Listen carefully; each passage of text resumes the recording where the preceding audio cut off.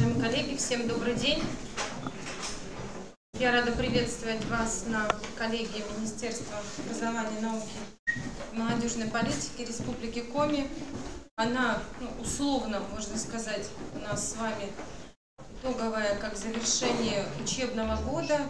В то же самое время это основа для планирования, подготовки и организации деятельности учреждений всей сети отрасли образования в регионе в контексте подготовки к новому учебному году и проведения августовских педагогических собраний и встреч в коллективах. Поэтому в течение дня сегодня коллегия выстроена таким образом, чтобы с учетом двух важнейших новых направлений в государственной политике России и Республики Коми, вызванных реализацией указа президента номер 204 о национальных приоритетах Российской Федерации, понять, что и как меняется и должно быть спланировано к новому учебному году в деятельности учреждений всей сети, от дошкольного, дополнительного, основного профессионального образования. И, конечно, с учетом апрельских поручений главы Республики Коми Сергея Анатольевича Габликова, которые были сформулированы по итогам ежегодного послания его как председателя правительства Государственному совету Республики Коми, организовать, сфокусировать в контексте решения всех государственных задач. Отрасль образования у нас является предметом совместного ведения федерального центра и субъектов, конечно, понимать, что и как будет происходить в Республике Коми. Поэтому я рада приветствовать на коллегии всех членов коллегии, также приглашенных и тех, кто в студиях сегодня, и, конечно, лично органы управления образованием, а также мне очень приятно, что сегодня в коллегии принимает участие, нам выпала колоссальная, уникальная возможность познакомиться с Еленой Владимировной Брызгалиной лично. Она здесь, давайте аплодисментами ее поприветствуем. Заведующей кафедрой философии и образования философского факультета МГУ имени Ломоносова и помощником депутата Государственной Думы Ольги Викторовны Савастьяновой, которая нам очень помогает на федеральном уровне решать вопросы развития отрасли и, конечно, всех отраслей социальной сферы. Поэтому я буду кратко и сразу же буду вас проинформировать о том, что в связи с изменением порядка проведения правительства Республики Коми оно начнется сегодня в 15, и у меня будет 2 доклада. Я буду оставить работу коллегии для, соответственно, принятия участия в деятельности правительства, потом вернусь, поэтому заседание коллегии продолжит Наталья Владимировна Кимова. Что касается нашей с вами работы, во-первых, я хотела бы поблагодарить присутствующих в зале и руководителей органов управления образования, дошкольного образования, общего образования, где-то там, где они у нас разведены, в целом образования. Конечно, мне очень важно сегодня поблагодарить вас за работу в течение учебного года, за то, что коллективами вы справились с решением поставленных задач и по выполнению муниципального и государственного задания, а главное, за те задачи, которые отрасль решает в системе государственного управления России. Это, конечно, доступное, качественное образование для всех детей от рождения, которые у нас сегодня как ответственность дополнились 2 месяцев. Система дошкольного образования должна быть способна принять до взрослого, самостоятельного, непрерывного в течение всей жизни образования под любые задачи развития экономики, социальной сферы и промышленности соответствующего региона и глобального лидерства России. Конечно, я хочу поблагодарить вас за то, что вы эти задачи, поставленные в учебном году, выполняли с учетом достижения показателей указа президента, конечно, по росту заработной платы и иных показателей отрасли, и, конечно, с поддержкой правительства и лично главы Республики Коми в условиях непростых решений, связанных с новым порядком исчисления минимального размера оплаты труда, практически все учреждения справились с социальной стабильностью и с исполнением государственных задач. Мы с вами продолжаем исполнять образование как обучение, развитие и воспитание, неотъемлемая часть термина и функции, которые мы ведем, реализуя федеральные государственные образовательные стандарты и, конечно, в условиях новых стратегических приоритетов России. Поэтому я бы хотела, чтобы вы обратили внимание на первый слайд. После избрания Владимира Владимировича Путина президентом Российской Федерации нам была дана конструкция новых параметров изменения системы государственного управления России с переходом на государственные стратегические приоритеты. Стратегическим приоритетом является у нас сегодня образование, так же как здравоохранение и другие отрасли социальной сферы, они очень детально представлены в национальных целях развития России до 2024 года. И, конечно, выражены ключевыми показателями. Это и вхождение нас как мировых лидеров в системе образования, и продолжительность жизни, и многие другие. В отношении образования оно принимает участие в достижении стратегического приоритета демографического развития, первое. И здесь у нас основной фокус на семьи при рождении детей и способность системы образования предоставить им доступное дошкольное образование с 2 месяцев и в течение всей жизни, соответственно, системы образования. А также здесь очень важно сегодня принять понимание роли системы образования в формировании и здорового образа жизни. Второй стратегический приоритет – это достижение возраста, когда граждане не болеют до 67 лет, означает, что они научаются в нашей с вами системе вести понятный, осмысленный образ жизни через реализуемые проекты здорового, нового здорового поколения. И только что завершился селектор Вероники Юрьевны Скворцовой. Министерство здравоохранения одним из приоритетных проектов отрасли дополняется проект именно детского здоровья, приоритетный проект, где как раз соисполнителем является система образования. И нам очень важно, Валентина Васильевна, пожалуйста, проходите, занимайте место в работе коллеги. Пожалуйста, в президиум проходите. Таким образом, в достижении указа 204 непосредственно отрасль образования имеет свои задачи. Какие? Первое – это задача, сформулированная президентом и ранее анонсированная апрельскими поручениями главы. Это, конечно, повышение качества и конкурентоспособности образования. Вам известно, что на это направлено. Прежде всего, изменение содержания с учетом внедрения федеральных государственных образовательных стандартов нового поколения в системе дошкольного, основного, среднего, профессионального образования. А, конечно, также и принятие международных стандартов, имея в виду WorldSkills и другие, как основу повышения и производительности труда, и повышения качества с ориентацией на международные стандарты в системе профессионального образования среднего и высшего.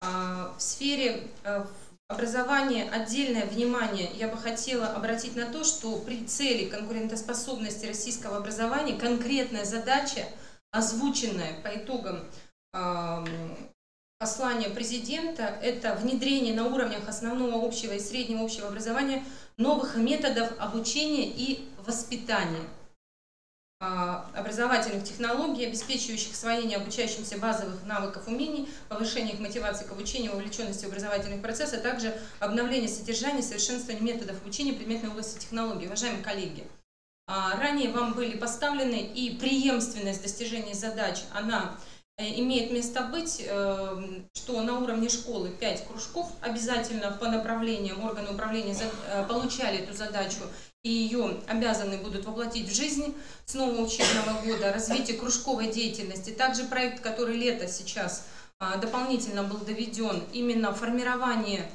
таких коллективов учащейся молодежи, не только по классному принципу, а именно по принципу самоуправления и школьного объединения через реализацию проектов РДШ и через реализацию проектов года добровольчества, а также систему школьных клубов по направлениям спорт, интеллект и так далее. Поэтому я бы хотела, чтобы вы принимали новые задачи, которые были расставлены и поставлены президентом России в 204 указе, воспринимали как дополнение к ранее озвученным задачам, и, конечно, на них сейчас отдельно не останавливаюсь. Они все, как стоявшие в системе приоритетов отрасли образования, будут продолжены, и в рамках августовских собраний, конкретно принимая участие в них, мы будем смотреть, как вы это спланировали и довели как планы в работе своих педагогических коллективов. Что касается второй задачи, то однозначно сформулирована задача перед системой по формированию эффективной системы выявления, поддержки и развития способностей и талантов у детей и молодежи. Я напоминаю, что мы с вами создали в 2017 году региональный центр выявления поддержки одаренных детей, который как ресурсный сопровождает, начиная с программ «Сириус», заканчивая взаимодействием с муниципальными центрами по выявлению талантов с разработкой утвержденной линейки конкурсных мероприятий, участие в которых позволяет войти в реестр одаренных детей, а дальше персонально сопровождать каждого ребенка по виду одаренности, оказывая ему необходимую поддержку в системе и организационного управления в образовательных организациях, и в системе поддержки в рамках социального партнерства, которое мы финансируем напрямую этот центр для оказания той или иной поддержки. И также хотелось бы увидеть и довести до вас отдельно фокус на создании условий для раннего развития детей в возрасте до 3 лет. Это так называемая задача, которая пришла по итогам послания президента, по итогам исполнения стратегии действий в интересах детей, которая завершилась в 2017 году, и демографический пакет в том числе был дополнен мероприятиями по способности принимать детей в систему дошкольного образования с 2 месяцев. Отдельное положение указа направлено на создание современной, безопасной цифровой образовательной среды. Я напоминаю, что это был ранее разработанный, утвержденный приоритетный проект. У нас есть региональный проект по цифровизации образования и создание информационно-образовательной среды в образовательной организации. Напоминаю, что это прямая норма 273 федерального закона с 2012 года, действующей как условие лицензирования образовательной деятельности. Поэтому мы должны там, где недоформировано, недосоздано в каждой организации, увидеть, утвердить и доформировать с сентября в своих коллективах способность быть встроенными в глобальную информационно-образовательную среду, которая сегодня предоставляет большие возможности, и в системе реализации образовательных программ, и в системе персонального сопровождения и устранения профессиональных дефицитов учителей, и в системе, которую мы с вами хорошо понимаем, коммуникации и кооперации в образовательных и социокультурных проектах, сопровождающих образование. Также хотелось бы обратить внимание, что отдельным положением указа является проект внедрения национальной системы профессионального роста педработников, которая нам с вами была анонсирована, и мы в нее включились как пилот и апробация разработки национальной системы учительского роста, как она будет происходить, как выявляются профессиональные дефициты, как выстроена региональная система персонифицированного сопровождения учителя.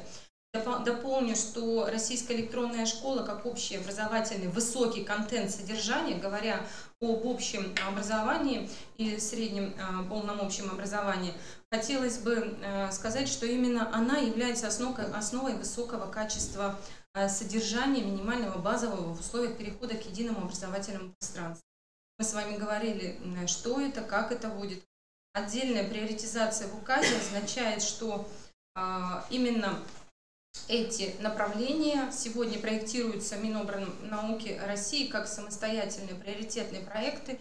И мы полагаем, что 5 июля на Всероссийском совещании с руководителями органов исполнительной власти субъектов тот портфель приоритетных проектов, который следует из поставленных задач Владимиром Владимировичем, будет предложен как утвержденный перечень. А пока идут консультации по параметрам, показателям и многим другим. Отдельно хотела бы обратить ваше внимание на национальный приоритет 204-го указа – это модернизация профессионального образования, в том числе посредством внедрения адаптивных, практикоориентированных и гибких образовательных программ.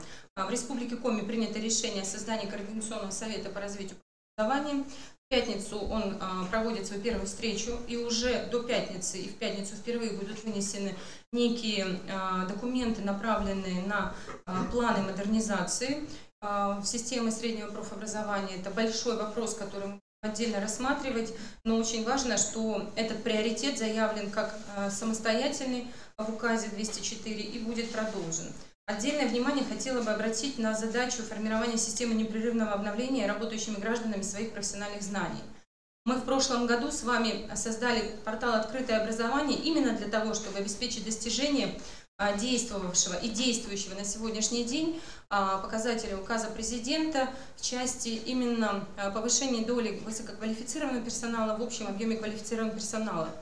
Внедрение профессиональных стандартов по линии Минтруда обязывает сегодня быть мобильными всю систему образования, предлагая те или иные образовательные курсы, траектории, практики, которые могут позволить повысить квалификацию, тотально и быстро осуществив трансфер знаний.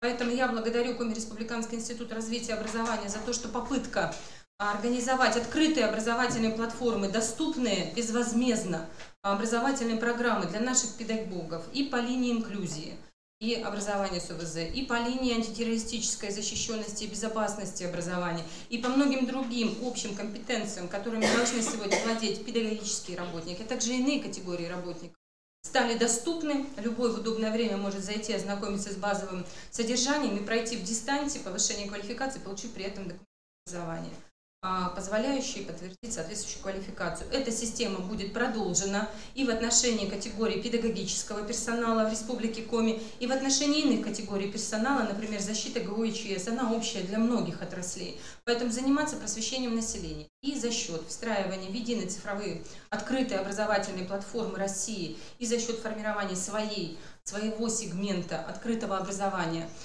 для того, чтобы этот трансфер был доступным, этот приоритет заявлен посланием президента и 204 указом, поэтому мы будем продолжать. И я здесь большое внимание уделяю тому, что в регионе у нас функционирует опорный университет, Сыктывкарский государственный университет имени Екатерины Сорокина, где это направление просвещения населения, участие в реализации образовательных программ открытых, доступных, заявлено как один из приоритетов программы и будет продолжен.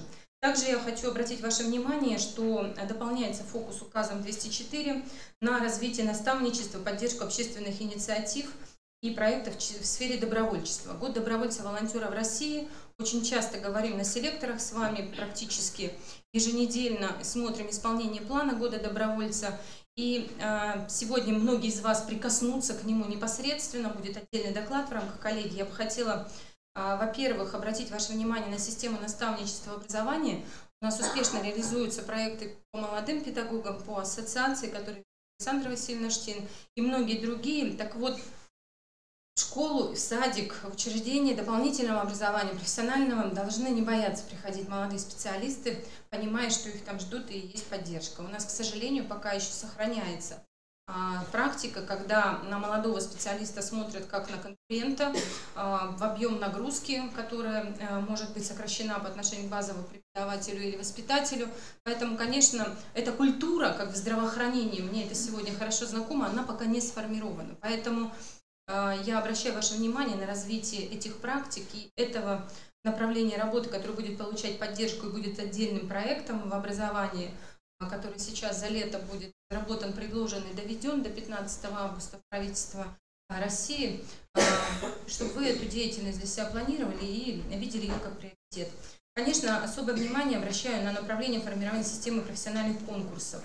Задача положения указа номер 204 в системе образования. Мы с вами начали ее осуществлять именно особым вниманием к конкурсному отбору и лучших учителей, высших школ, учреждений дошкольного образования. Так вот, утвержденная линейка, не разброс, а понятные потенциалы регионов, выраженные, безусловно, представителями педагогического коллектива и воспитателей, и мастеров профобучения через такие конкурсные мероприятия, это очень сегодня понятный приоритет, озвученный нашим президентом.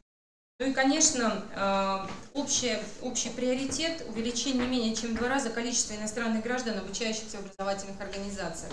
Мы смотрим, как трансформируются показатели мониторинга эффективности отрасли образования. В системе среднего, высшего, основного мы видим, что акцент на конкурентоспособность, глобальное лидерство в образовании именно посредством качества образования озвучен как национальный приоритет, поэтому надо понимать, что вопросы качества образования связаны и с оценкой результатов деятельности педагогических коллективов, и с результатами оценочных процедур, выраженных всероссийскими проверочными национальными исследованиями. Конечно, государственные итоговые аттестации будут предметом ежедневного, ежечасного, ежемесячного рассмотрения, а также обязательно найдут свой результат в оценке эффективности деятельности исполнительно-распорядительных органов местного самоуправления и вшито в соглашение с субсидиями с органами местного самоуправления, которые мы предоставляем на реализацию образовательных программ дошкольного и общего. Вопрос о том, что субсидия уходит без требований качества, не стоит с 1 сентября, и на это будет направлено отдельное закрытое совещание сегодня с органами управления образования в рамках проекта MOVGO, так называемого. там доведем все смыслы, как мы участвуем и как будем продолжать жить, как не огосударствливая школы, потому что этого делать сегодня, мы считаем, в рамках апробации нельзя, иначе создается угроза в отношении именно территории, но все-таки требования по качеству образования как государственному помочь обеспечивать и доводить до каждого обучающегося, независимо от того, сельская это территория, и есть там квалифицированный персонал или нет. Что касается иного приоритета, следующий слайд, я хотела бы также обратить внимание, что кроме 204-го указа президента с национальными приоритетами и задачами, которые поставил перед нами Владимир Владимирович Путин, у нас остается обязательное условие спланировать и утвердить, пока это всего набор неких мероприятий, свой региональный план десятилетия детства, дополняющий федеральные приоритеты десятилетия детства. Я бы хотела обратить ваше внимание, что в план уже как проект входят мероприятия, направленные на исполнение перечня поручений по итогам заседания Координационного совета по реализации национальной стратегии действий в интересах детей. И хотела бы обратить ваше внимание, что туда, в наш региональный план, войдут дополнительно приоритеты, озвученные апрельскими поручениями Сергея Анатольевича Гапликова и теми предложениями, которые Союз женщин Республики Коми и Родительская ассоциация Республики Коми уже рекомендовала, уже реализует, и часть из них реализуется в форме проектов некоммерческих организаций, претендующих и уже получивших в том числе президентские гранты через участие в фонде президентских грантов. Я бы хотела фокус ваш на подведение итогов года и приоритеты, которые будут положены в основу планирования деятельности учреждений при августовских наших совещаниях, а сегодня составляют план работы лета и проектирование проектов по отрасли образования в нашем министерстве. Обратить внимание, что мы действуем по перечню поручений главы апрельскому. Это прежде всего дорожная карта десятилетия детства, утвержденная, согласованная, она уже на стадии выхода. Мы ждали для ее принятия с вами, принятия федерального плана, для того, чтобы понимать, какой сегмент остается как федеральное расходное обязательство, какой нами будет принят. И сегодня начата подготовка бюджета Республики Коми на 19-21 годы. Именно бюджета проектного, меняется структура государственной программы. Обращаю внимание, что государственная программа развития образования Республики Коми как основа бюджетного планирования на очередной и последующий среднесрочный период будет претерпевать свои изменения в части процессной финансирования отрасли традиционной и проектной. Проектная часть будет утверждена с учетом федеральных приоритетных проектов, решения по которым реестры будут приняты и доведены до органов управления образования 5 июля в рамках Всероссийского совещания и до 15 августа должны быть внесены в правительство Российской Федерации. Также на уровне республики мы продолжаем работу по переходу на проектное управление в отрасли образования. И у нас, кроме принятых и реализуемых уже сегодня приоритетных проектов, в рамках которых мы на условиях конкурса получаем софинансирование наших мероприятий, мы подробно вам рассказывали и в рамках коллегии рассматривали эти проекты и по доступному дополнительному, и по единой цифровой среде, и по рабочим кадрам для экономики, и по созданию современной образовательной среды для школьников, и по вузам как Центры пространства создания инноваций, победа Сыктывкарского университета Сорокина в этом конкурсе.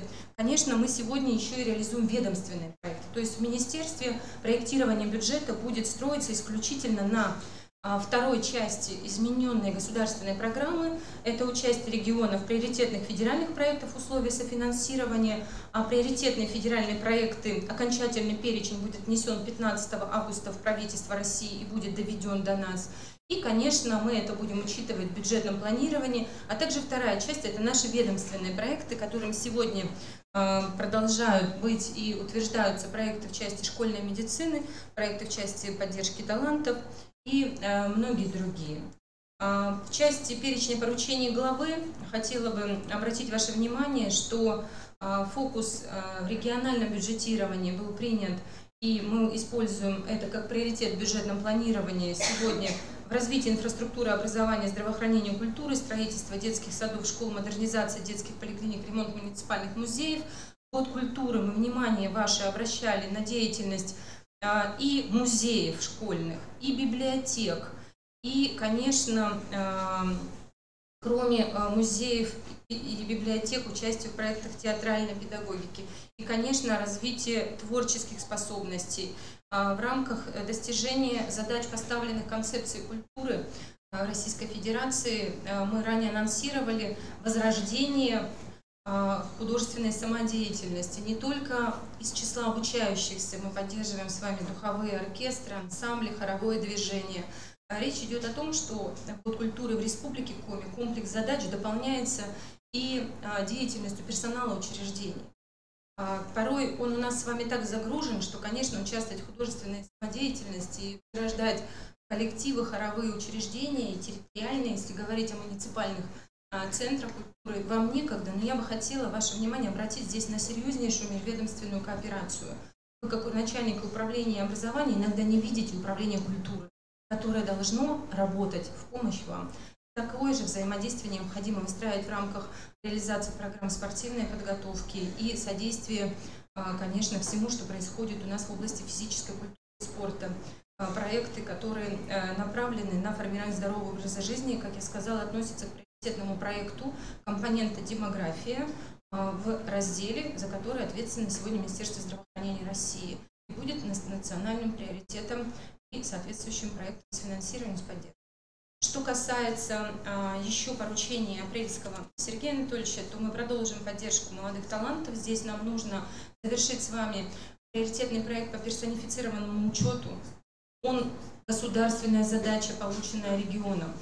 Это проект персонифицированного финансирования системы дополнительного образования, которая прежде всего решает задачу не только досуга, но и выявления одаренности по разным направлениям деятельности. Поэтому переход на персонифицированное финансирование учета и дальнейшей поддержки являются неотъемлемым условием того, что выявленный у нас талант в системе дошкольного образования через систему контингенты, нашу с вами информационную систему образования, не теряется, попадая в систему школы, и поддерживается с 6 класса, понятно, каким способом по направлениям одаренности и профильности программ дополнительного образования детей, а дальше проводится через всю систему ранней профориентации в систему профессионального образования. Таким образом, вопрос по апрельского поручения поддержки талантов – это не просто поддержка, куда дети хотят, туда мы поддерживаем, и они едут. Это ответственная государственная деятельность, которая начинается с полученной нами с вами субсидии на внедрение проекта персонифицированного учета и финансирования детей, для того, чтобы деньги шли за ребенком, пока в системе дополнительного образования, а дальше и летнего отдыха, и многих других проектов, которые сопровождают именно персональную поддержку ребенка. Что касается развития рынка социальных услуг, привлечения коммерческих организаций, предоставления социальных услуг – очень важное направление работы в регионе. Вы здесь, безусловно, должны увидеть из себя, и мы доводили до заместителей глав, курирующих социальный блок, этот вопрос как отдельный. Он в апрельском поручении главы, и он будет ответственностью нашей как результат уже в декабре 2018 года. Имейте в виду, что не всегда выгодно содержать и сохранять сеть. Иногда гораздо правильнее поддержать некоммерческую организацию, осуществляющую деятельность и способную посредством включения в соответствующий реестр поставщиков услуг получать либо целевую субсидию, либо муниципальное задание, либо иные формы, которые сегодня предусматривает законодательство, когда эти услуги вы у них заказываете. Это имеет отношение и к дополнительному образованию, это имеет отношение и к системе дошкольного образования, досуга и, конечно, реализации общественно значимых инициатив. Я также обращаю ваше внимание, что стратегическое направление в послании президента и 204-м указе – это работа с молодежью. Поскольку приоритетными стратегическими направлениями в работе с молодежью на территории республики – это реализация государственной молодежной политики по всем 16 направлениям, официально сформулированным Росмолодежью и правительством России. Официально мы, как правило, строим эти направления через систему воспитания молодого поколения, самореализации молодежи и поддержки семей и работающей молодежи. Поэтому здесь, конечно, проекты, которые планируются и реализуются, и очень важны. Особенно обращая внимание на всероссийский проект по выявлению лидеров общественного мнения в сельских территориях, село, территория возможностей, очень представляют большую актуальность в вашем фокусе и планировании вашей деятельности. Таким образом, дорогие коллеги, на сегодняшний день приоритеты сформулированные президентом и апрельскими поручениями главы, дополняют ранее поставленные задачи, стоящие в отрасли, озвученные в рамках целей и задач публичной декларации целей и задач Минобрнауки России, публичной декларации целей и задач Министерства образования и науки Республики Коми. Сегодня именно эти приоритеты являются основой проектной деятельности. Мы проекты реестров федеральных увидим с вами к середине июля. Прошу внимательно следить за нашими сайтами и за федеральным ресурсом Министерства образования, потому что это будут ключевые решения при планировании бюджета на 2019 год и задач, которые будут формулированы в начале учебного года. Кроме этого, мы, конечно, дополняем и проектируем деятельность регионального проектного офиса, исходя из тех приоритетов, которые озвучил глава Республики Коми и которые следуют из программы «Десятилетие детства», разработанной на федеральном уровне и дополненной регионом. Поэтому проект бюджета и новые параметры измененной государственной программы развития образования Республики к августу будут представлены, и наша роль региона будет внесена в работу Федерального министерства просвещения, а также Министерства науки посредством предложения и согласования параметров федеральных программ по отрасли образования. Конечно, они составят каркас и систему организации, и систему управления в образовании на всех его уровнях по отношению ко всем детям и молодым. Я хотела бы поблагодарить вас за то, что вы проводили работу, настроить вас на то, что лето – ответственный период для управления образованием, потому что мы с вами завершили государственную итоговую аттестацию 2 июля «Резерв». Я благодарю за то, что этот процесс у нас прошел с вами практически без боев, за исключением 2 муниципалитетов. Отдельно я бы хотела настроить на то, что лето для нас ответственный период, потому что продолжается летняя оздоровительная кампания, и все проекты и задачи, связанные с досугом детей и молодежи на местах, они влекут на вас и на нас непосредственно ответственность за досуг детей и наших, и тех, которые прибывают в регион в летний период. Поэтому летняя оздоровительная кампания и за пределами региона, и на территории региона, она сохраняет на нас эту ответственность и на руководителях учреждений по отношению к контингенту, который у него осваивает соответствующий уровень образовательных программ. Также хотела бы обратить ваше внимание на то, что мы с вами находимся в состоянии подготовки к новому учебному году. И те задачи, которые стояли перед нами с учетом того, что регион будет помогать софинансировать достижение указов президента, потому что мы не можем сегодня уронить уровень достигнутой заработной платы. Решения правительством были приняты, средства, соответственно, спланированы и будут доведены как поддержка муниципалитетам в достижении майских указов, но и также на 60% будет в среднем профинансировано обязательство по минимальной размере оплаты труда, потому что не везде вы принимаете те решения, которые должны принимать для того, чтобы обязательства по МРОД были обоснованы и справедливы. В этой связи Вероника Юрьевна отдельно сегодня отдельные компоненты в новой системе оплаты труда, изменения, которые у нас были в отраслевой, и подходы, которые в целом должны быть на местах. Также я обращаю ваше внимание на то, что мы обязаны и будем обязательно продолжать, вовлекая наши педагогические коллективы, вносить вклад в развитие образования участием именно в проектах, которые нам поручены как пилотам, то есть отработка модели как раз взаимодействия со школами. Это очень важный проект, который летом у нас обретает публичную стадию и будет доступным и для населения, и для граждан. И сегодня ключевые параметры вам будут доведены. Поэтому я хотела бы пожелать нам с вами успешного, продуктивного лета, потому что подготовка к новому учебному году и те задачи, которые сегодня ежедневно наша с вами работа, конечно, обязуют нас это сделать. Ну а тем педагогическим коллективам, которые у нас летом отдыхают, конечно, найти возможность восстановиться, понять и провести время с пользой, приняв участие в летних школах и в каких-то программах личностного развития, которые мы достаточно много предлагаем, в том числе сегодня вот, с участием Елены Владимировны, у них очередной посыл для вдохновения, для того, чтобы найти время, которое вот так недостает, когда они исполняют учебные планы и работают по индивидуальным планам в течение учебного года. И я желаю вам всем успехов и обязательно выскажите слова благодарности возглавляемым вами коллективам и воспитателей, и вспомогательного персонала, и педагогических работников, учителей, мастеров производственного обучения, преподавателей высшей школы и иных сотрудников. Благодарю вас за работу и желаю нам с вами успехов в решении поставленных задач. Вместе с тем, у нас есть совсем немножко минут. Мы бы хотели перейти к церемонии награждения. Пожалуйста.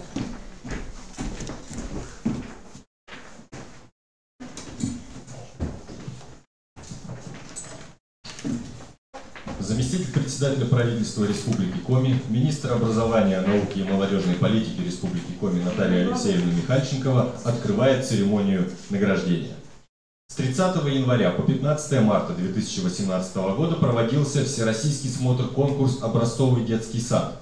От Республики Коми в конкурсе приняли участие дошкольные образовательные организации Сыктывкара, Ухты, Усинска и Инты.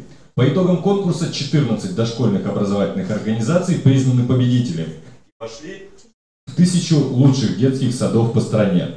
За оригинальность оформления электронного стенда образовательного учреждения, победителя всероссийского смотра конкурса «Образцовый детский сад» и сертификатом на получение образовательного продукта «Инновационная среда системы дошкольного образования 2018», грамотой Межрегионального центра качества и инноваций Российской Федерации награждается муниципальное бюджетное дошкольное образовательное учреждение «Детский сад номер 69» общеразвивающего типа города Сыктывкара. Руководитель Петрова Алевтина Анатольевна.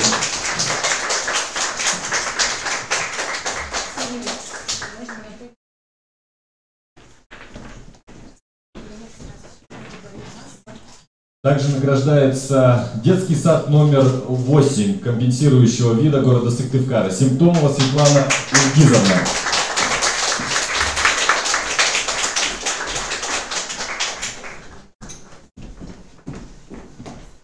Награждаем детский сад номер 104 города Сыктывкара. Терехова Ирина Вячеславовна.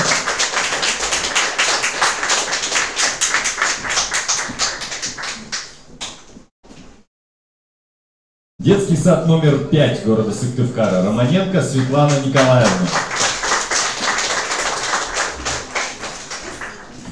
Центр развития ребенка. Детский сад номер 112. Целищева Евдокия Георгиевна.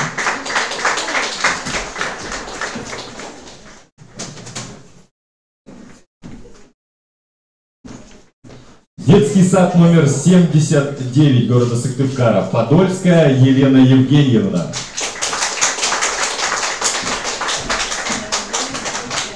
Центр развития ребенка. Детский сад номер 114 города Сыктывкара. Кузнецова Альбина Николаевна.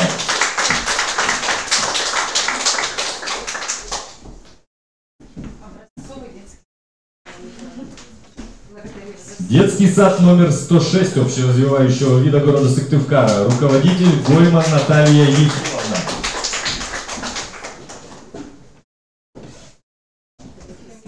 Детский сад номер 4 общеразвивающего вида города Сыктывкара. Руководитель Семенова Светлана Владимировна. Кроме того, победителями всероссийского смотра конкурса «Образцовый детский сад» стали дошкольные образовательные организации муниципальных образований города Усинска, Инты и Ухты. Приглашаются Красовская Алена Вячеславовна, заместитель руководителя управления образования администрации муниципального образования городского округа Усинск. Сердюкова Елена Сергеевна, начальник отдела образования администрации муниципального образования городского округа Инта. Шульц Ольга Сергеевна, заместитель директора муниципального учреждения информационно-методический центр города Ухта. Представителей муниципальных образований просим организовать вручение победителям грамот и сертификатов в торжественной обстановке. За высокий профессионализм, добросовестный труд и личный вклад в сохранение и развитие декоративно-прикладного искусства Республики Коми. Благодарственное письмо заместителя председателя правительства Республики Коми, министра образования, науки и молодежной политики Республики Коми вручается Выборову Александру Вениаминовичу, преподавателю Государственного профессионального образовательного учреждения Республики Коми, Коми Республиканский колледж культуры имени Чисталева. За высокий профессионализм, добросовестный труд и личный вклад в сохранение и популяризацию отечественного вокального и хорового искусства. Благодарственное письмо заместителя председателя правительства Республики Коми, министра образования, науки и молодежной политики Республики Коми вручается Ивановой Ирине Юрьевне, председателю предметно-цикловой комиссии «Музыкальное искусство эстрады», преподавателю предметно-цикловой комиссии «Музыкальное искусство эстрады», «Вокальное искусство», «Хоровое дирижирование».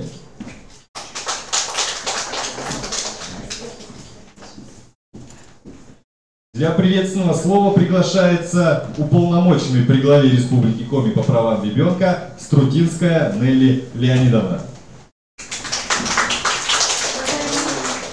Уважаемые коллеги, я рада вас всех здесь видеть. И хочу сказать, что в тесном контакте мы с вами продолжаем идти по жизни, по работе, по нашим совместным целям. Десятилетие детства, которое объявлено президентом, и мы с вами все прекрасно понимаем, что задачи, поставленные президентом в майских указах, и те задачи, которые поставлены в программе и в планах десятилетия детства, они, конечно, очень тесно состыкованы. И как бы мы с вами не пытались их разъединить, этого, естественно, не произойдет.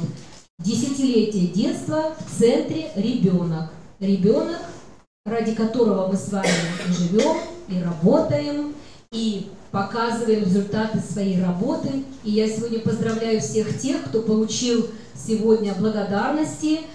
И хочу сказать, что не надо бояться заявлять о своих новациях, о своих достижениях, о том, что у вас идет хорошо, потому что это очень важно не только для вас самих, для коллективов, это важно для общества, для родителей, для детей. И, наверное, мне бы хотелось, чтобы еще большее количество наших руководителей образовательных организаций говорили о том, что они делают и каковы результаты, потому что это все во имя детей. И у меня сегодня тоже такая приятная миссия. Когда началась работа по подготовке плана реализации десятилетия детства, уполномоченные по правам ребенка были в числе тех, кому были даны определенные поручения. И мы совместно с правительством Республики Коми, с Натальей Алексеевной в тесном контакте работаем. И поэтому все, что нужно и можно продвигать, показывать, демонстрировать, мы только за это. Вектор детства 2018 года. Так называется то направление, в котором работают уполномоченные при президенте Российской Федерации по правам ребенка и региональные уполномоченные по правам ребенка. Была объявлена инициатива уполномоченного при президенте Российской Федерации Кузнецовой Анны Юрьевны «Вектор детства. Наилучшие и самые лучшие проекты, региональные проекты». Несколько наших организаций направили свои проекты, были участниками, и одно из наших учреждений, которое вошло в топ-100 лучших региональных проектов по номинации «Поддержка талантливых детей», проект «Формирование социально-интеллектуальной среды как условие развития талантливых сельских школьников Республики Коми» из опыта работы Коми Республиканского лицея-интерната одаренных детей из сельской местности. Палкина Марина Алексеевна, государственное учреждение. Я очень рада, что этот проект вошел в 100 лучших проектов. Поздравляю вас и желаю, конечно, продолжать в таком же духе, как всегда, потому что то, что делает этот коллектив, мы знаем его много-много лет, и представители наших сельских муниципальных образований, и дети, и родители, ну, практически все мечтают учиться в этом лицее. Спасибо. Удачи вам, успехов. Ну, а нам с вами совместной работы в интересах детей. И самое главное, чтобы мы никогда не забывали, что дети смотрят на нас берут с нас пример, надеются на поддержку и надеются на то, что их всегда будут хвалить. А мы всегда будем хвалить вас, взрослых. Всем удачи и хорошего лета!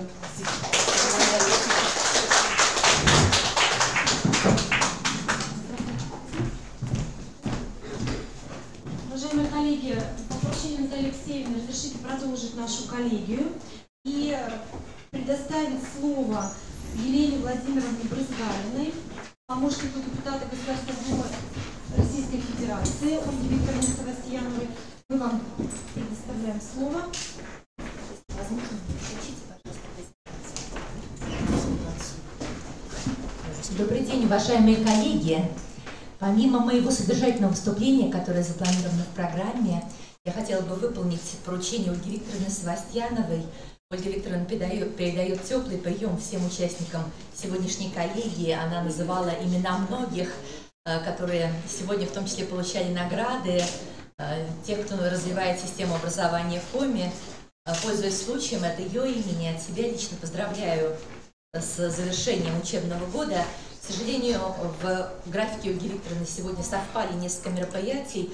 Она была до начала заседания правительства, она в совещании по вопросам оказания стационарной медицинской помощи детям Республики Коми. Очень важные вопросы поддержки республиканской больницы. Это единственный центр, где оказывается высокотехнологичная медицинская помощь детям республики. И надо новый корпус строить с приемным отделением и обеспечивать современным оборудованием. Как мы понимаем, очень важная задача. И Ольга Викторовна видит свою помощь в том, чтобы содействовать дополнительному финансированию, выделению дополнительных ассигнований Республики Коми из действующих государственных программ и проектов на реализацию вот этой задачи модернизации оказания медицинской помощи в республике.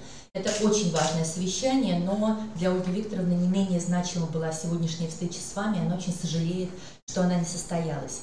У Ольги Викторовны есть традиция, она всегда в ходе своих региональных недель, которые она проводит в республике, в ходе встреч с коллективами, с обычными гражданами, всегда рассказывает о том, что ей удалось сделать как депутату Государственной Думы, отчитаться о ходе своей работы. Я Ольгу Викторовну знаю с 2014 года, мы познакомились в рамках подготовки и проведения форума Общероссийского народного фронта «Качественное образование во имя страны». На этом форуме коллеги попросили меня поговорить с президентом о тех проблемах, в первую очередь связанных с системой воспитания в российском образовании, которые нарастали в последние десятилетия. Мы видим, как с 2014 года до сих пор происходят очень серьезные изменения на разных уровнях. Я, собственно, об этом хотела говорить и в своем выступлении, буду говорить об этом. Но Ольга Викторовна попросила меня показать презентацию, которую она подготовила и о которой просила меня рассказать. Обращаю ваше внимание на то, что в федеральных законах вообще-то нет обязательного пункта, связанного с работой над наказами избирателей. Но позиция Ольги Викторовны в том, что в обязательном порядке нужно ориентироваться на пожелания людей, на позицию граждан. И в ходе избирательной кампании Ольге Викторовне поступило порядка 3000 наказов, обращений. Все они были очень детально, экспертно изучены, объединены в блоки. И вот вы видите на слайде актуальные вопросы региональной повестки, которые касаются образования. Это поручения по поводу финансирования, снижения бюрократизации, оптимизации контрольно-надзорной деятельности в системе образования. И, конечно, вопросы воспитания, поддержку и развития среднего профессионального образования, безопасности и так далее.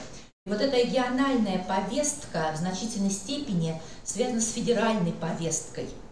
Современная обновленная технологическая система образования, конечно, должна отвечать на вызовы времени, стать одним из главных ресурсов для развития нашей страны. Об этом заявил в своем послании Федеральному собранию президент Российской Федерации Владимир Владимирович Путин. Основные положения – это, конечно, равные образовательные возможности, доступность качественного образования, переход к новым, в том числе индивидуальным технологиям образования, проект ранней профориентации школьников, развитие наставничества, открытие образовательных научных центров, которые будут соединять университеты, академические институты, высокотехнологичные компании, создание специальных площадок для поддержки одаренных детей. Но работа депутата Государственной Думы в первую очередь связана с законотворческой деятельностью. Смотрите на слайде, по каким направлениям Ольга Викторовна ведет работу. По ее инициативе создан Общественный центр законодательных инициатив.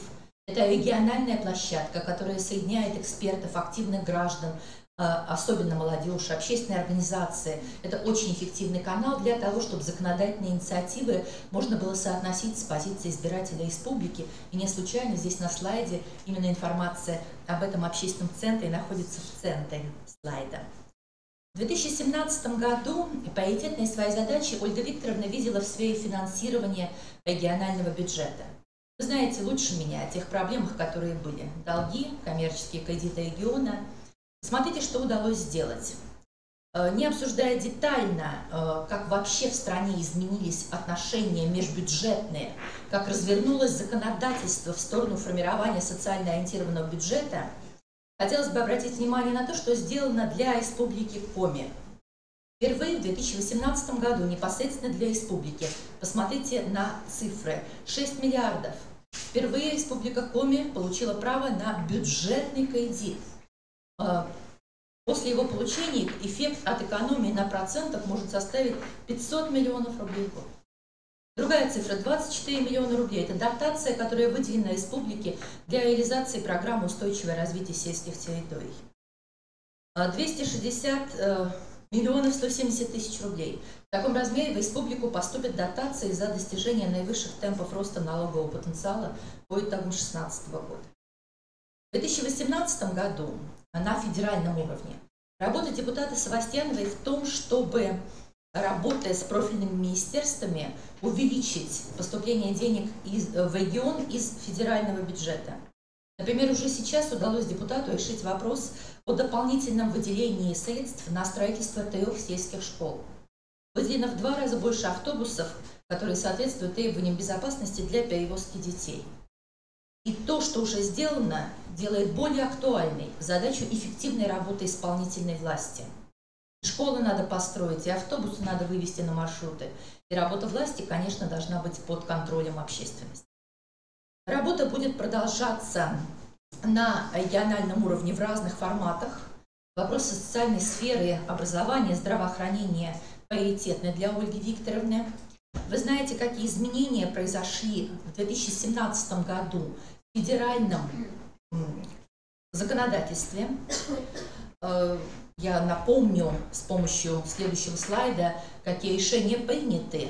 Не буду останавливаться на всех пунктах, отмечу, например, очень важный федеральный закон, который касается изменения закона об основных гарантиях прав ребенка в части повышения уровня безопасности детей и качества услуг, которые предоставляются организациями отдыха и оздоровления.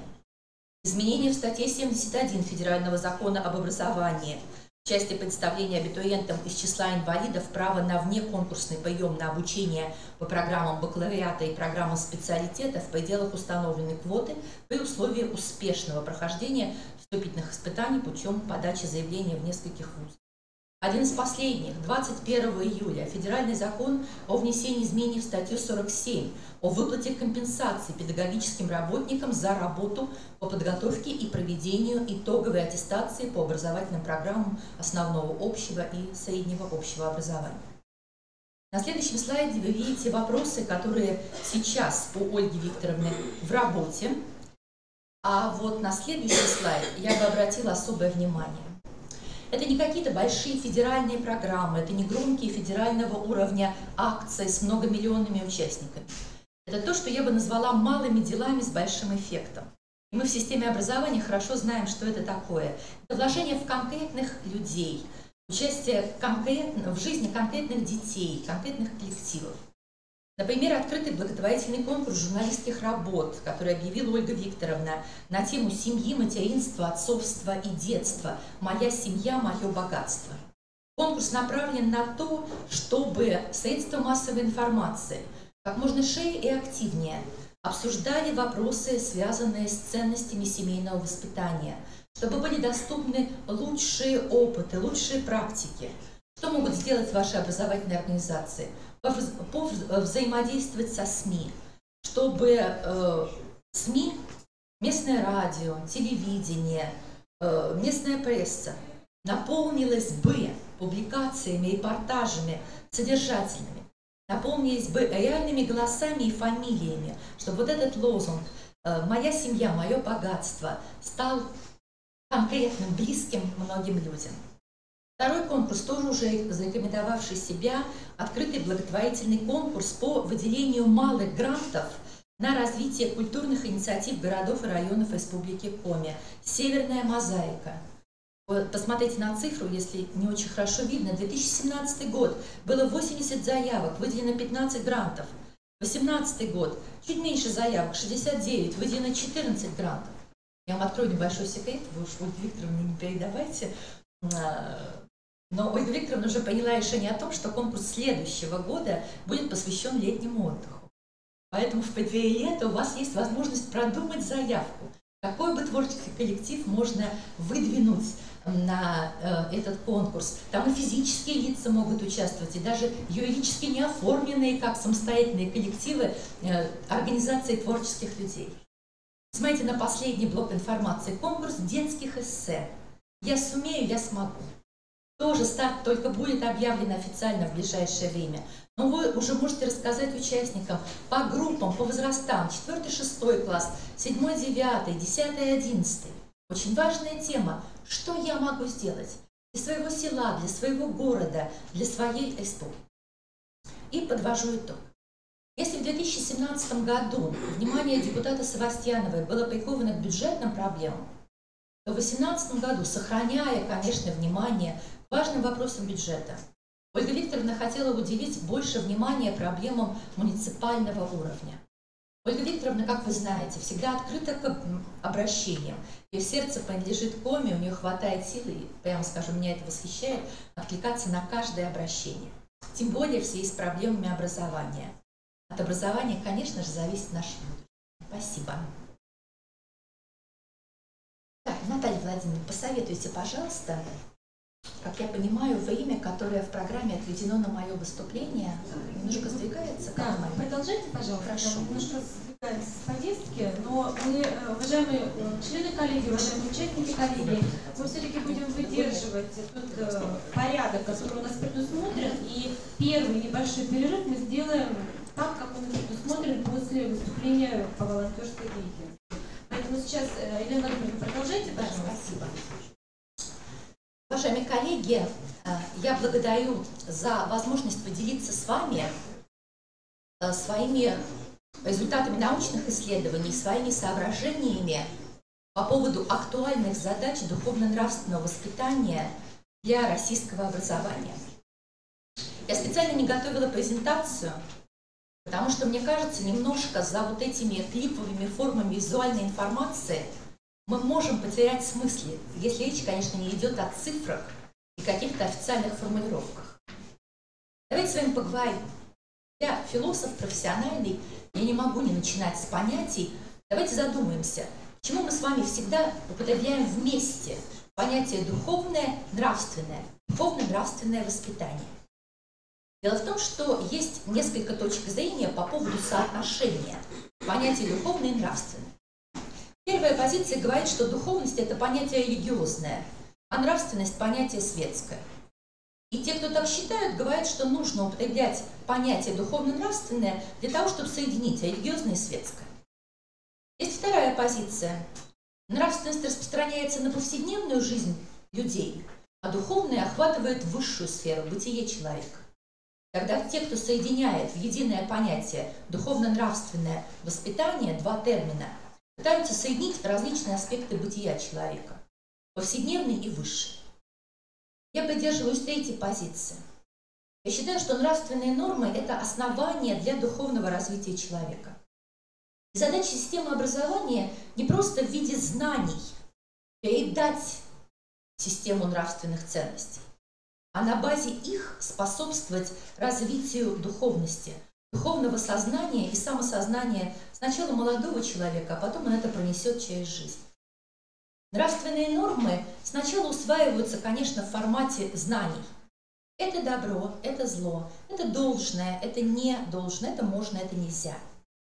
Но затем, будучи усвоенными, именно на базе нравственных норм происходит духовное развитие. Для того, чтобы человек деятельностно в течение своей личной и профессиональной жизни осуществлял сознательный выбор. Результатом духовно-нравственного воспитания является принятие человеком определенных ценностей, которые дифференцируют базовые понятия справедливое, несправедливое, добро, зло. И в ходе воспитания эти ценности должны стать для человека внутренним мотивом поведения.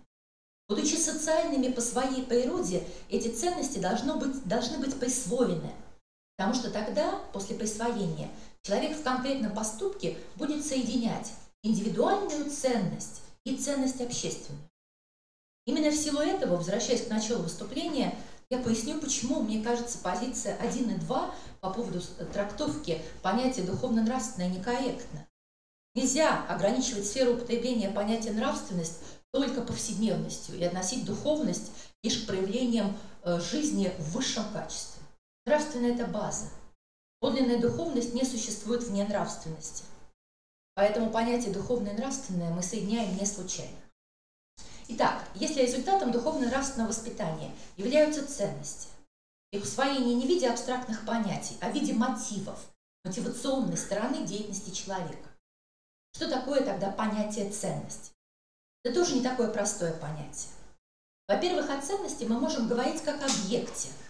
Философы говорят, объектная трактовка ценности.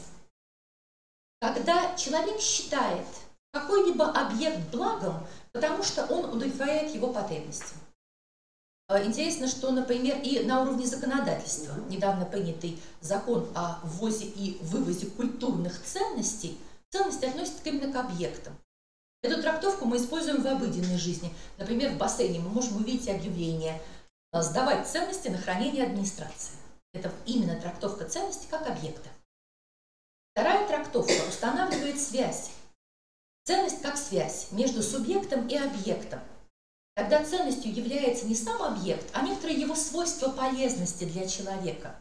Устанавливается особое отношение значимости этого объекта для личности. Простой пример: во многих наших семьях, у меня в семье, например, хранятся письма наших родных с фронта. Истлевшие, может быть, уже бумажки, не всегда читаемые. Нет ценности с точки зрения финансового эквивалента, но значимо как отношение конкретных субъектов к конкретным объектам. Наше молодое поколение часто говорит: для меня ценен доступ в интернет. Вот это установление значимости объекта для субъекта. Вторая трактовка. Но самое главное, то, ради чего мы работаем, это третья трактовка ценности, собственно, субъектная. Ценность – это явление, которое присуще самому человеку. Это имманентное свойство сознания. Ценность как элемент человеческой мотивации. Это наше свойство предпочитать что-то чему-то, когда мы выбираем цели и способы осуществления нашей деятельности. Ценности связаны с потребностями. Мы все с вами существа биосоциальные, все принадлежим виду Homo sapiens. Да, современное человечество, например, изобрело самолеты, чтобы перемещаться из Москвы в Сыктывкар за 1,5 часа. Интернет помогает увидеть спортивный, футбольный, например, матч в любой части Земли одновременно. Или можно задать вопрос Гуглу. Но все эти средства не порождают новых потребностей. У нас та же самая потребность в коммуникации, информации, сопричастности чему-то большему, чем я, сопричастности мы. Все эти потребности, которые сформировались вместе с нашим видом. И изобретения касаются средств удовлетворения потребностей, новых способов удовлетворения потребностей, которые раньше не существовали. Но новые потребности не появляются.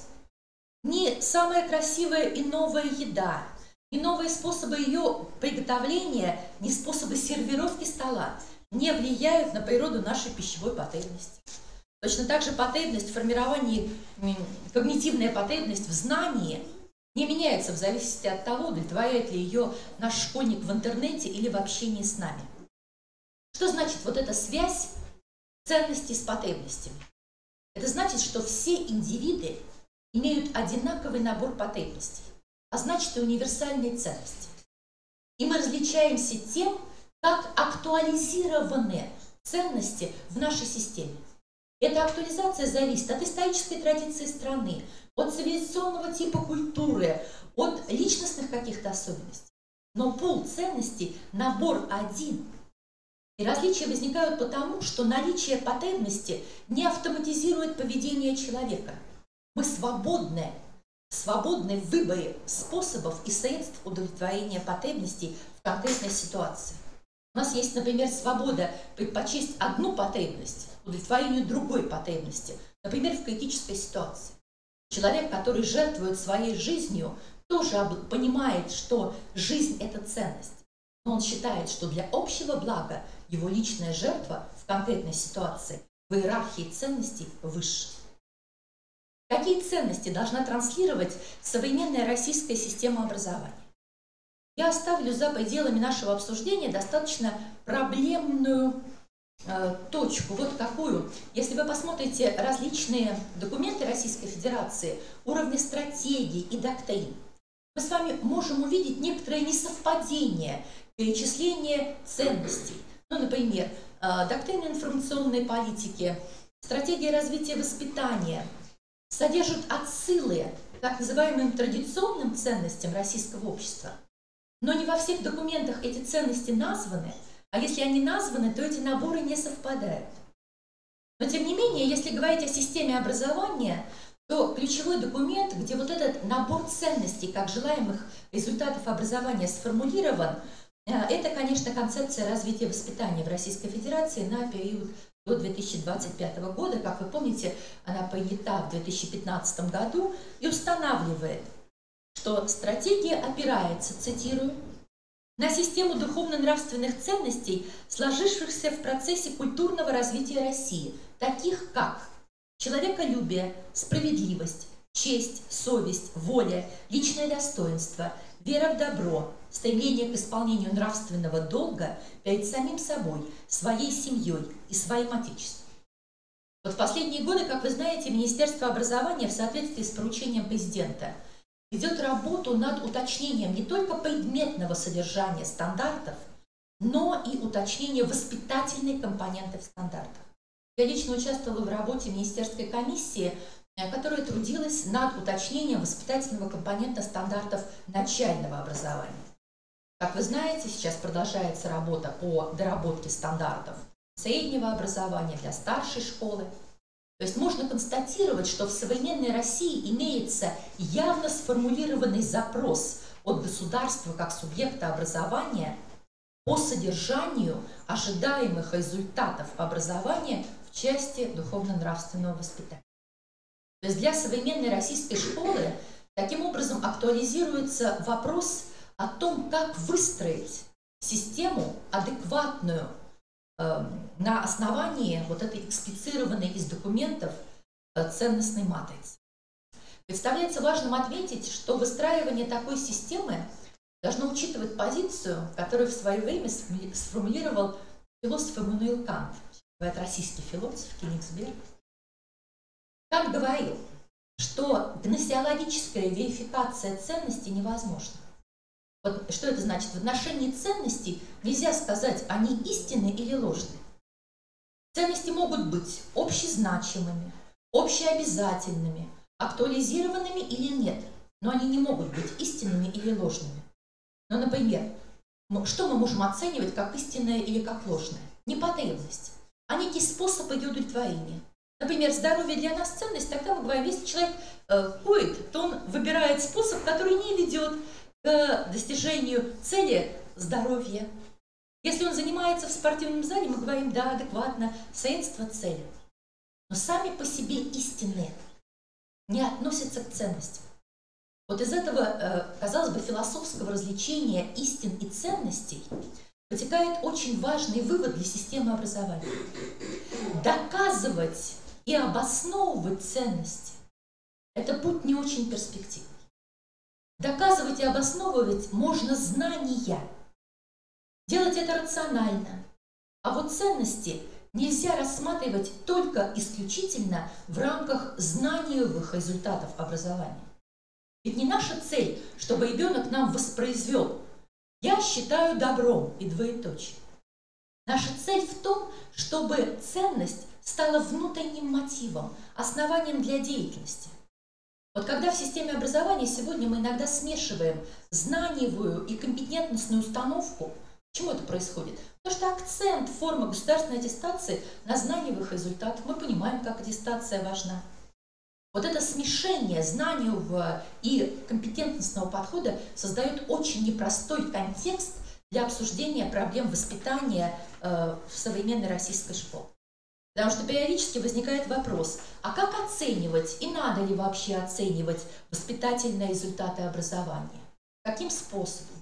Я лично присутствовала на некоторых очень высокого уровня заседаниях, где предлагались конкретные методики оценивания личностных результатов воспитания. Никогда не думала, вот говоря с президентом в 2014 году, что дело дойдет до оценки, методики оценки уровня патриотизма, уровня оценивания приобщения к культуре. Вот сейчас, в настоящее время, очень активно обсуждается вопрос о том, каким предметным должно быть содержание духовно-нравственного воспитания в 5-9 классах. Сейчас инициаторами расширения пространства для того, чтобы в содержании образования была представлена ценностная позиция, выступают представители религиозных культур.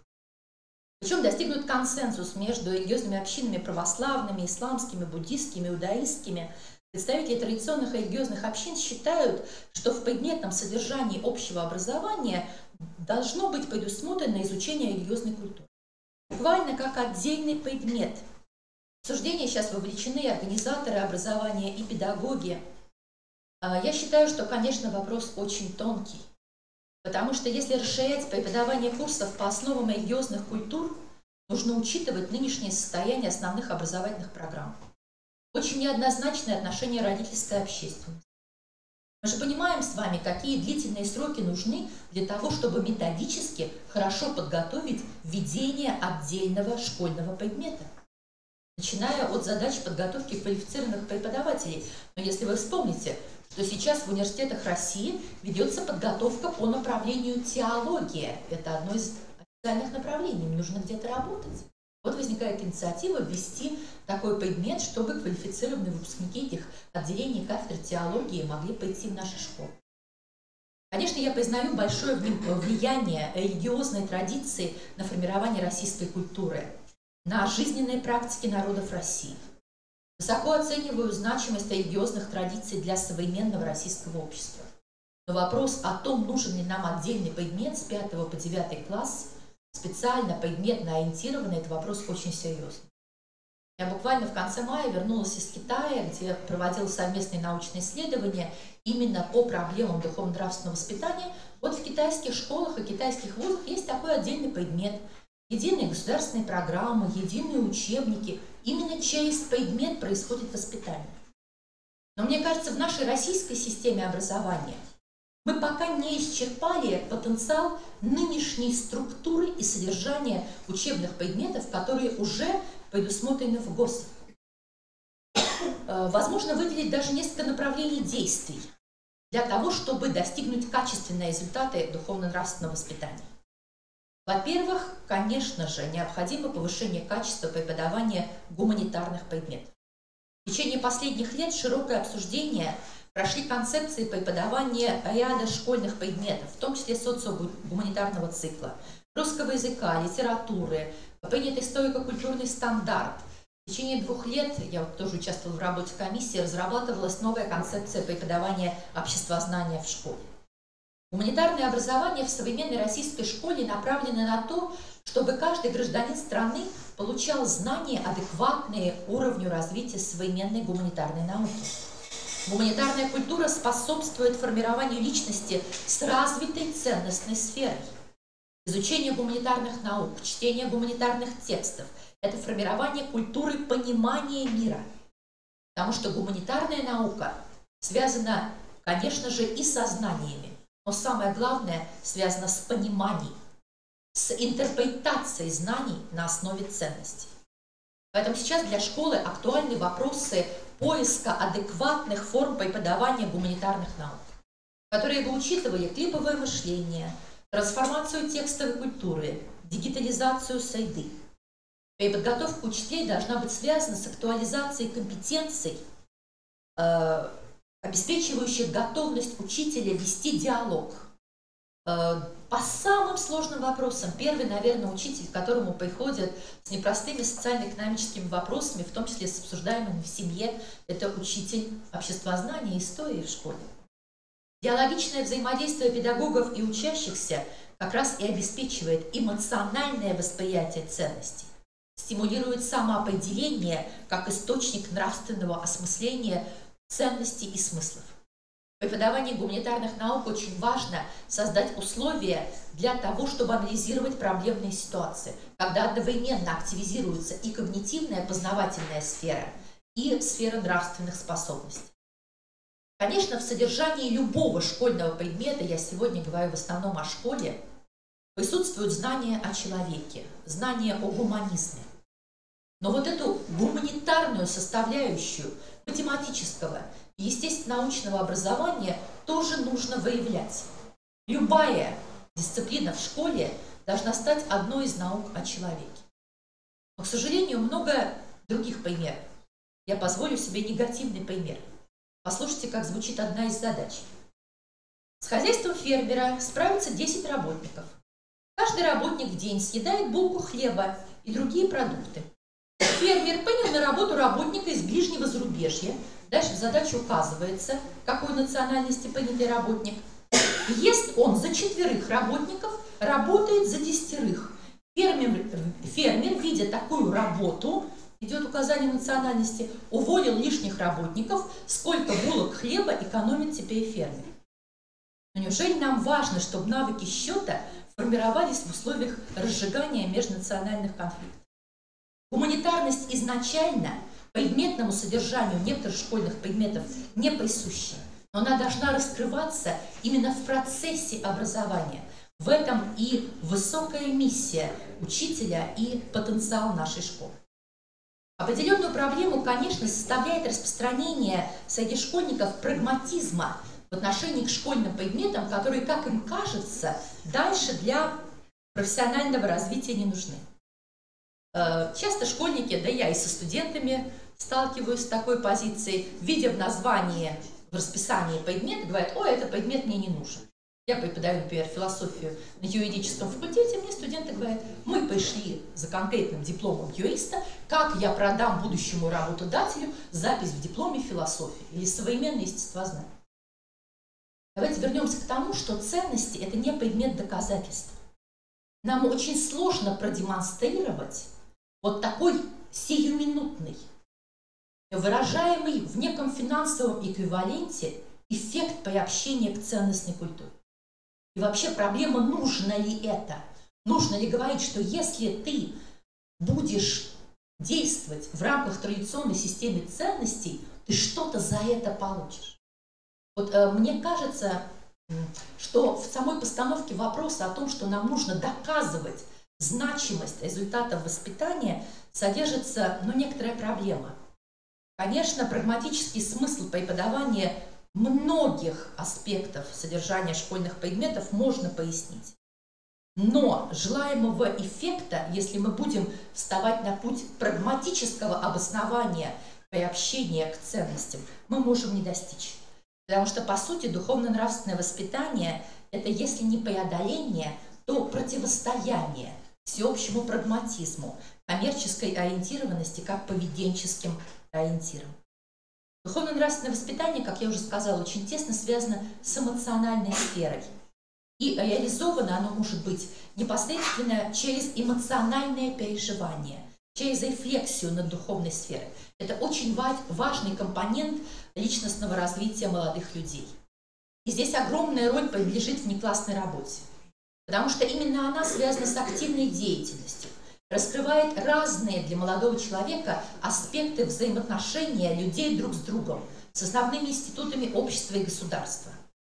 В ходе того, как школьник реализует сообразные возрасту и различным социальным ролям проекты, в ходе приобретения социального опыта он умеет, должен научиться, выявлять собственные потребности, потребности других людей и удовлетворять их в соответствии с ценностями. Именно социальные практики позволяют получать опыт и переживания, и действия. Именно через практику можно перевести абстрактное содержание общих ценностей на язык конкретного личностного опыта молодого человека. Конечно, задача воспитания не сводится к принуждению демонстрировать внешние формы согласия с ценностными установками, которые существуют в обществе. В современной российской школе в первую очередь нужно говорить не об оценивании результатов воспитания, а о создании условий для того, чтобы ценности стали функциональными. То есть ценности, чтобы использовались в повседневной жизни, а затем в профессиональной деятельности. Наши современные школы – это такие целостные, социально открытые образовательные пространства, в которых должна трансформироваться роль учителя, как наставника и воспитателя. Духовно-нравственное воспитание, конечно, это педагогически организованный процесс. Учителю приходится работать в непростых условиях неизбежных противоречий между ценностными посылами, которые исходят от разных субъектов в открытом информационном пространстве. В последнее время особенно большое значение для социализации приобретают СМИ, а они транслируют очень разные ценностные иерархии. И с помощью учителя в них должен разобраться школьник. И поэтому на нас, как на педагогах, особая ответственность за духовно-нравственное воспитание. Учитель, который стремится к собственному духовному росту, понимающий свое предназначение, внутренне приобщенный к национальной духовной традиции, способен стать духовным наставником молодежи. Именно система образования транслирует из поколения в поколение те ценности, на основании которых люди и отдельные «я» собираются в народ. Поэтому не только от обучения, а, конечно же, от образования как соединения, обучения и воспитания зависит наше будущее. Спасибо.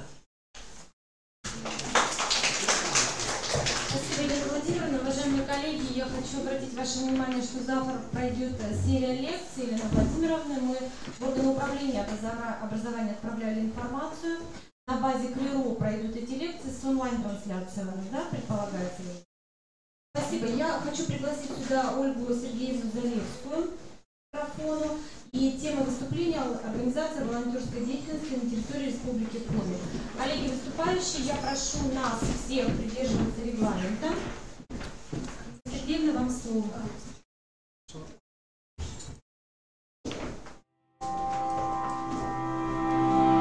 Добровольчество – это искренняя помощь нуждающимся, которая, в свою очередь, помогает волонтеру найти свое место в жизни. Я волонтер Победы, потому что помню и горжусь нашими подвигами. Я развиваю экологическое волонтерство, потому что хочу передать всю окружающую нас красоту будущему поколению.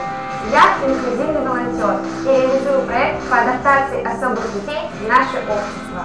Я доброволец в сфере образования, потому что учу, как быть волонтером и как создать свое добровольческое движение. Для меня волонтерство в сфере культуры – это сохранение языка, традиций, коренных и малочисленных народов России. Мы серебряные волонтеры третьего возраста. Зрелый возраст не помеха. Добиваемся успеха, потому что вместе с нами молодежь. Я занимаюсь волонтерством, потому что это мой город, приглашаю тех людей, которые могут всегда прийти на помощь. Я являюсь членом добровольной народной дружины города Сыктывкара уже более 3 лет. Основной задачей нашей организации является содействие Министерства внутренних дел Российской Федерации. По долгу службы мне не раз приходилось участвовать в поиске пропавших людей. Я стала волонтером Всемирного фестиваля студентов. Волонтерство в масштабных мероприятиях – это возможность сделать больше для своих стран. Я являюсь социальным волонтером. Это радость общения с людьми. Это возможность помогать ветеранам, быть самим собой и приносить пользу людям. Волонтерство – это не цель, это то, что идет из сердца.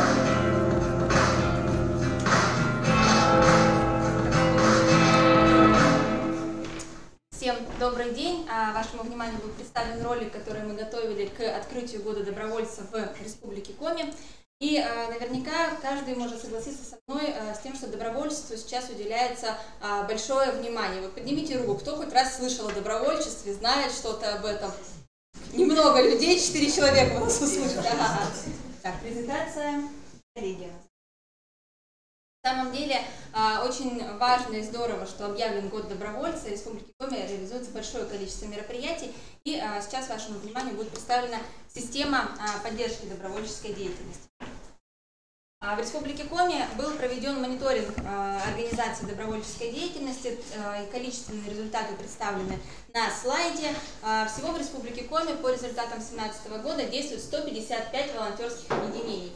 Это достаточно большая цифра, в эти объединения входит более 10 тысяч добровольцев. Самыми активными добровольцами у нас являются школьники. Вот видно, что почти из всех 10 тысяч, 7 тысяч, почти 8 – это школьники. Ведется работа практически по всем направлениям добровольческой деятельности. Основными направлениями являются социальное волонтерство, волонтерство победы, событийное волонтерство, но также и большое внимание уделяется направлениям добровольчества, которые нуждаются в поддержке и развитии. Отдельно о них подробнее дальше скажу. В 2017 году Республика Коми стала пилотным регионом по внедрению стандарта поддержки добровольческой деятельности. Пилотными регионами стало чуть больше 40 регионов России. Почему нам была оказана такая честь? Потому что в Республике Коми уже по 5 направлениям работы стандарта ведется работа. Это наличие ресурсных центров, оказание информационной поддержки, обучающие программы, меры поощрения добровольческой деятельности и предоставление субсидий. В левой части экрана вы можете увидеть дополнительные шаги стандарта, которые Республике Коми необходимо внедрить, и уже сейчас у нас ведется большая работа. Так разрабатывается регламент организации деятельности добровольцев с организациями, которые привлекают добровольцев к своей работе. Ведется работа по назначению ответственного лица за развитие добровольчества в регионе. Создан совет по вопросам добровольчества в регионе. Мы провели первую встречу с рабочей группой. В нее вошли представители органов исполнительной власти, которые работают с добровольцами, представители опорного вуза Сыктывкарского госуниверситета, а также представители наиболее крупных добровольческих движений. И последний шаг – это оценка внедрения стандарта. Этот шаг будет реализовывать Агентство стратегических инициатив по итогам внедрения стандарта в этом году. Ресурсные центры – один из основных показателей работы добровольческого движения в регионе. Он очень важно оценивается в стандарте. И вот в 2017 году на базе Центра поддержки молодежных инициатив был организован Доброштаб Республики Коми, Центр развития волонтерства в регионе, который призван объединять все добровольческие движения, помогать им, оказывать им консультативную поддержку, организовывать образовательные программы, внедрять какие-то сетевые проекты. Также статус ресурсного центра имеет Центр волонтерства и добровольчества СГУ имени Екатерины Сорокина, потому что тоже реализует работу по поддержке добровольцев не только своего вуза, но и региона в целом. И важно, что в 2017 году были созданы муниципальные ресурсные центры. Это в Карткировском и Усть-Лымском районе были созданы центры, и Совет волонтеров был создан в городе Печора. Мы ставим перед собой на 2018 год такие задачи, как создание как минимум 10 муниципальных ресурсных центров по региону, создание отраслевых ресурсных центров при органах исполнительной власти, также внедрение школьных волонтерских отрядов и развитие такого направления, как серебряные волонтеры. Еще одним важным пунктом развития добровольческой деятельности в регионе являются образовательные программы для добровольцев. В регионе у нас создана трехуровневая система подготовки добровольцев, и вот в рамках внедрения стандарта поддержки добровольчества по Северо-Западному федеральному округу работа Республики Коми по образованию добровольцев признана лучшей практикой и была представлена в стандарте как наиболее уникальная и интересная. Так, на первом уровне активный доброволец мы работаем с теми ребятами, которые еще не знают, что такое добровольчество, каким направлением они хотят заниматься, просто хотят попробовать делать добро.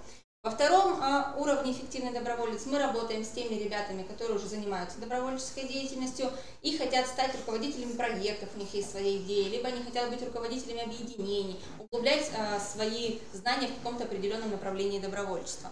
И третий уровень, он самый важный, мы считаем, это работа с руководителями добровольческих объединений, которые потом могут готовить вот эти два уровня и постоянно с ними работать.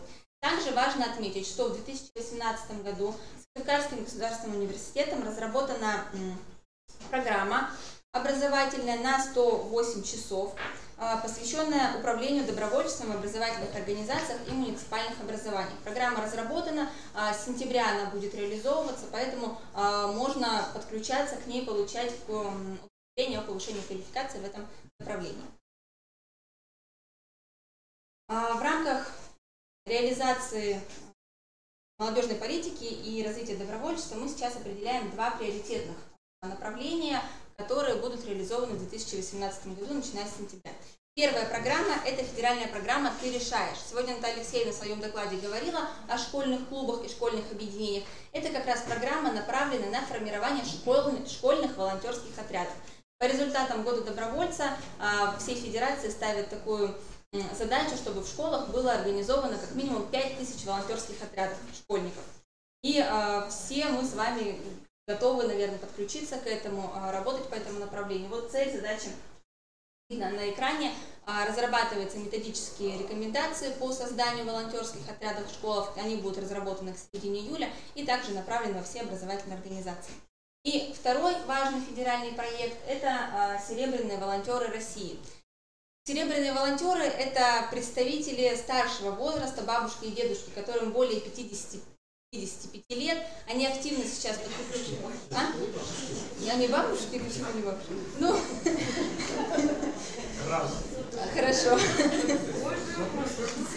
Так, я никого не хотела обидеть. Граждане старше 55 лет, может быть, они 55 лет уже бабушки, мы же не знаем. Они активно включаются в социальную жизнь общества, помогают волонтерам и на самом деле являются более важными и более ответственными волонтерами, нежели школьники и студенты, потому что у них, во-первых, уже есть опыт за спиной, во-вторых, у них больше свободного времени, поэтому вот сейчас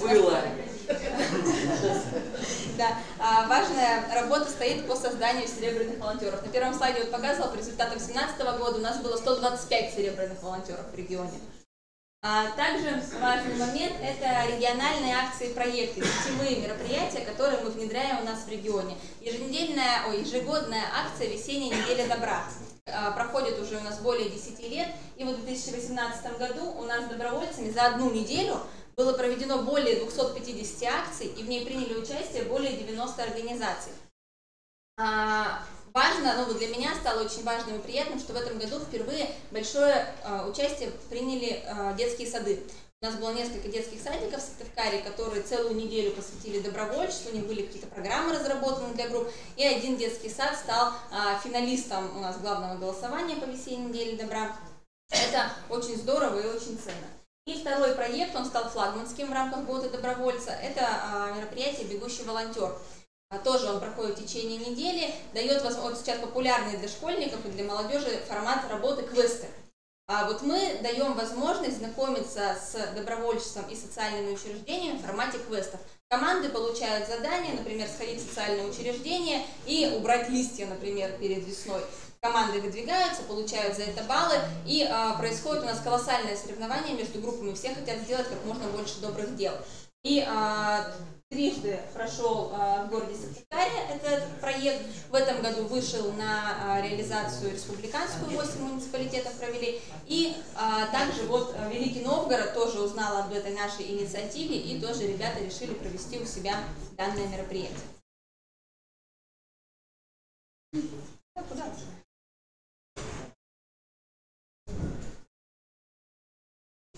Хочет.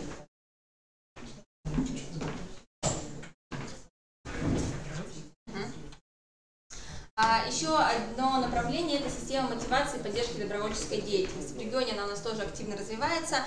Вручаются личные книжки волонтера. По результатам 2017 года было вручено 1700 волонтерских книжек. Это достаточно высокий показатель.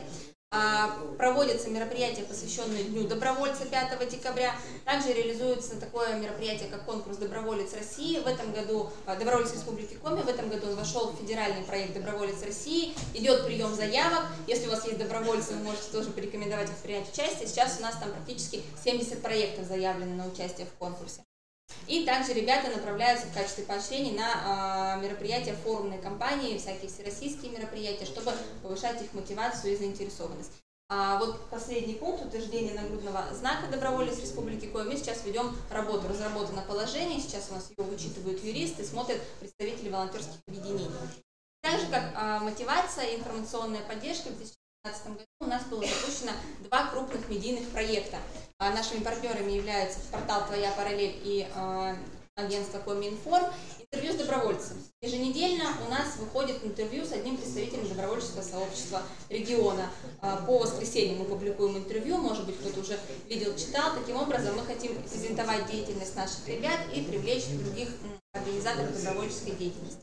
И второй проект – это Добродайджест. Еженедельно тоже мы рассказываем о том, какие мероприятия провели добровольцы в течение недели. И еще самый важный, наверное, формат медийной поддержки и информационной поддержки добровольцев – это проект «Единая информационная система добровольцев России». В 2018 году она была официально запущена в России, и сейчас все добровольческие сообщества, все добровольческие объединения рекомендовано регистрировать на этом сайте. Через этот сайт будет реализован проект как электронная личная книжка волонтера. То есть в ближайшее время, вы наверняка знаете, да, что книжка волонтера дает бонусы при поступлении, например, дополнительные баллы, повышенные стипендии. В ближайшее время бумажных книжек не станет. Все будет реализовано через эту электронную систему. Поэтому, если у вас есть добровольцы, если у вас есть добровольческие объединения, то мы рекомендуем как можно скорее регистрировать их на этом портале, потому что вся дальнейшая деятельность будет проводиться через него. Также портал дает возможность регистрировать там свои мероприятия и привлекать добровольцев через эту систему. То есть это большая социальная сеть для добровольцев. Вот.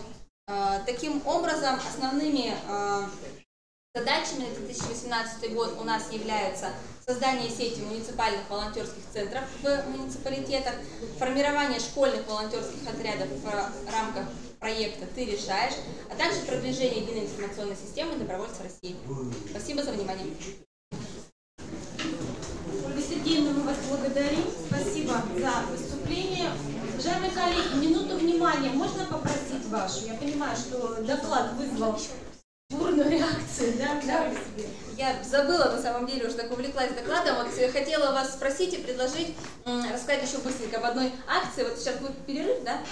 Нет. Вот, в рамках перерыва я бы хотела вам предложить поучаствовать в акции «Благодарю». Это всероссийская акция. Вот каждый из вас может выразить свою благодарность любому человеку, которого бы вы хотели поблагодарить. У нас есть открытки, они маркированы. Вы заполняете адрес, пишите слова благодарности и просто отправляете эту открытку тому человеку, которому вы хотите поблагодарить. Вот. Сдать вам или самим почтовый ящик? Как хотите. Я до конца перерыва буду здесь, можете сдать мне, я потом все отправлю, либо самим отправить в почтовый ящик, как вам комфортнее, удобнее и приятнее. Спасибо. Я предлагаю вам эти открытки оставить на этом столе, и я думаю, что все присутствующие воспользуются такой возможностью. Уважаемые коллеги, я немножко хочу про регламент и про нашу дальнейшую работу. Ряд объявлений сделать, и мы уйдем на небольшой перерыв. Значит, сейчас перерыв будет 15 минут. Мы предлагаем, здесь соседняя аудитория, вы можете попить чай, передохнуть. Здесь мы проветрим кондиционерами с помощью, чтобы было комфортнее работать. Далее мы идем по нашей повестке, и мы приступим ко второму вопросу реализации федеральных государственных образовательных стандартов общего образования с 3 выступлениями. Далее мы продолжим рабочее совещание с начальниками управления. Мы предлагаем остаться всем присутствующим и членам коллегии на ваше усмотрение. И по окончанию коллегии совещания мы просим вас не расходиться и вечер закончить приятно. У нас есть предусмотрен фуршет, поэтому мы надеемся, что мы с вами плодотворно поработаем и найдем возможность пообщаться в более неформальной обстановке. Значит, сейчас время, коллеги, 15:45, ровно в 16:00. Мы вас в этом же составе ждем, в этой же аудитории. Спасибо. Вас тоже поздравляю. Я старалась максимально влезть в свое желание.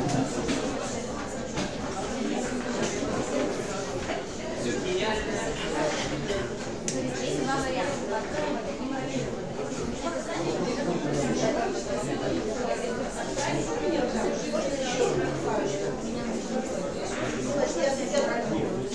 Сидишь,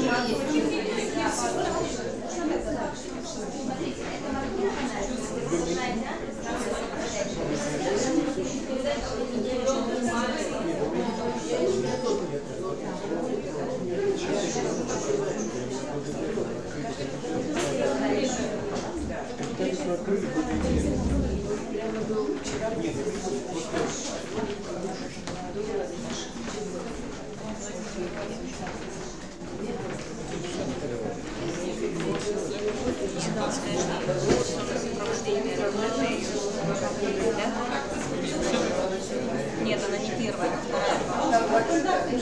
Запускаешь ты. Так, если я буду не владеть ключом, то я куда? Куда нам будет?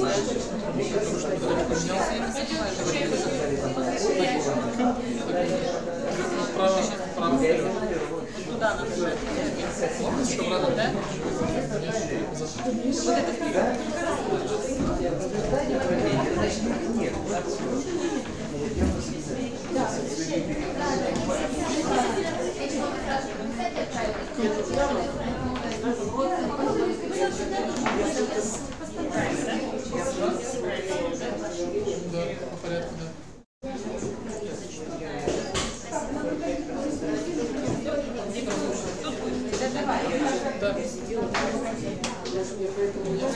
Я же не понимаю,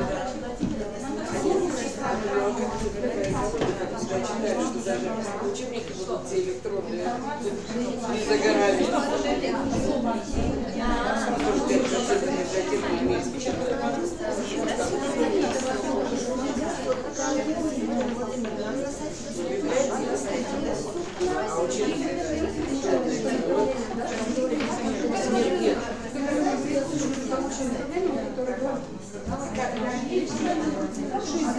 Да я знаю.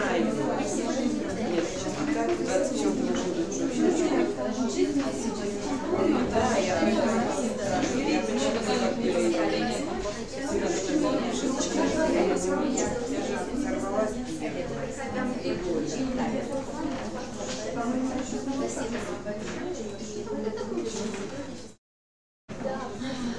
Если не будем читать, то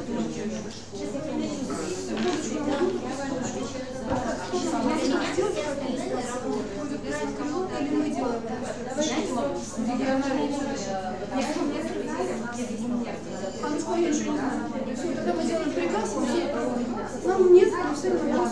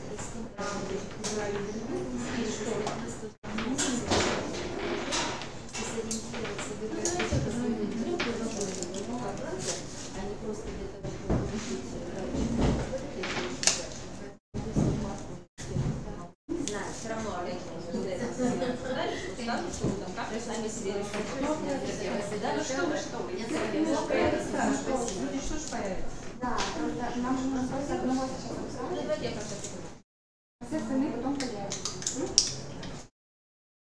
Если как бы нет, это мы видим. Просто если, например, какой-то у тебя есть другой, да, я говорю, что все равны. Я тоже так думаю.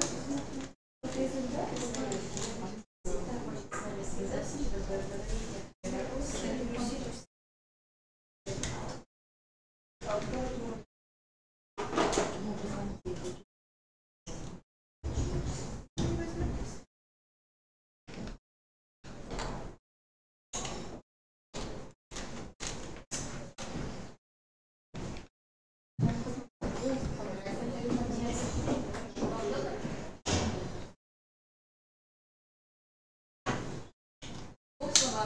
нам нужно делать рекламу по поводу добровольца, отправить в федерацию. Мы хотим вас. Нам нужно, по вашему согласию, нужно региональный представитель, у нас есть ваше интервью, нам нужны фотографии, которые уже есть. А просто потом это появится в качестве билборда.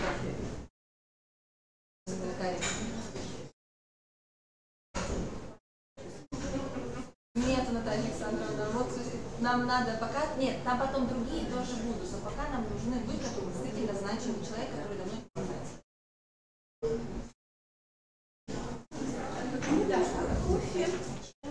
Спасибо большое. Я вам потом все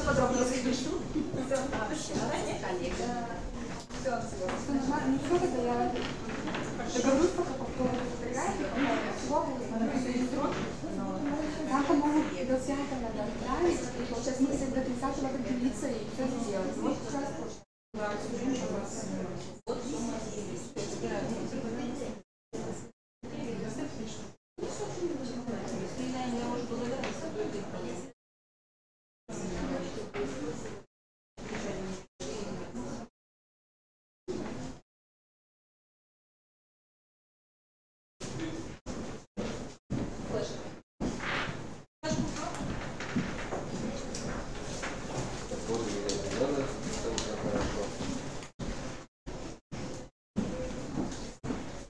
Что-то нет.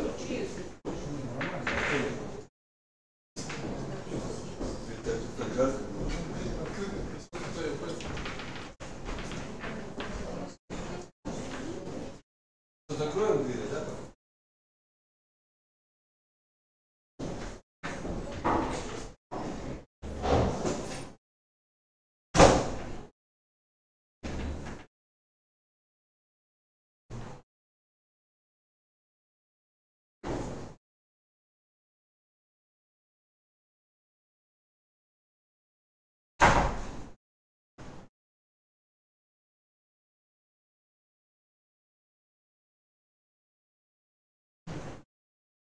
Я в этот вечер.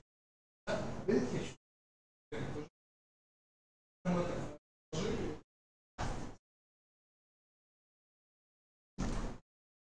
Это что за стол?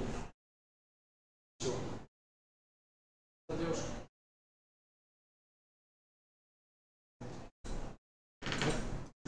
И просто оставим его, да? На всякий случай.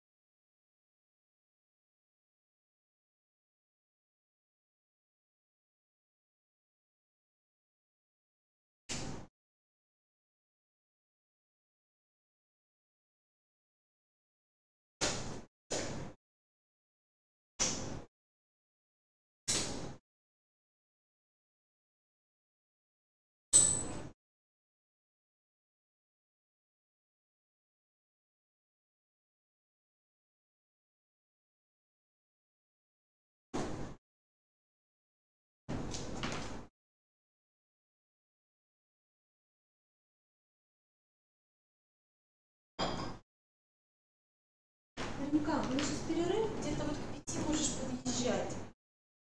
Я думаю, сейчас у нас второй блок пойдет. Я не знаю, она тоже угрожала всем приехать. Но начальники точно останутся. У нас там же фуршет еще. Мы здесь на первом этаже 103.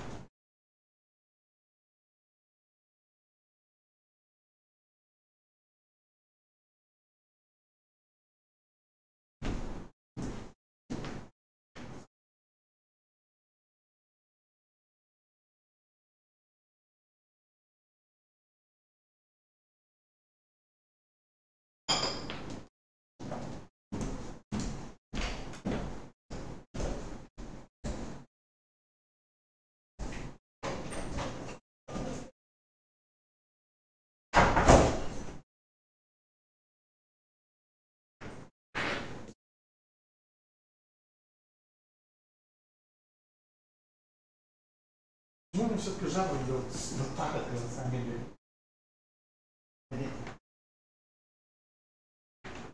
Ну, обычно открывается, то есть вот так лежат, да, и вот опускается, да? И он наоборот. Вот так. Не, как настроить? Нет, у него жабры так вставлены. Вот это.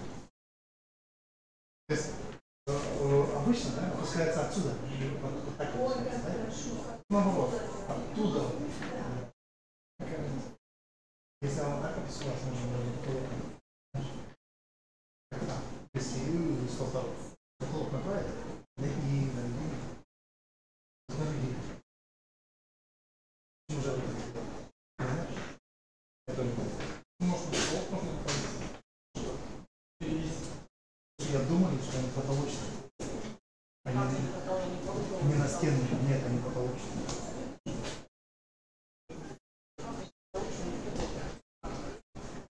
Вот так. Вот, по идее, потом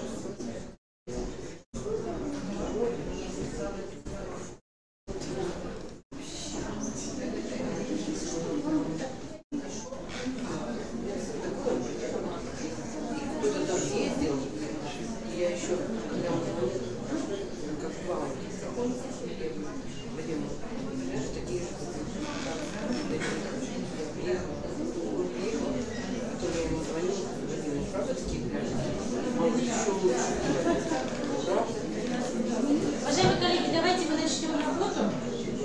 Пожалуйста, присаживайтесь.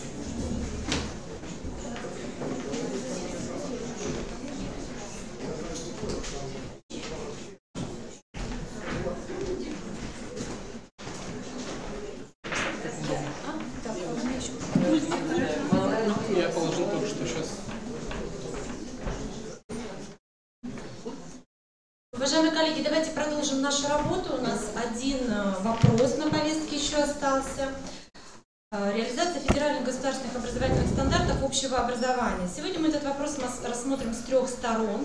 То есть сначала мы, как орган исполнительной власти, субъекта, представим те нюансы, те особенности, с которыми мы сейчас сталкиваемся.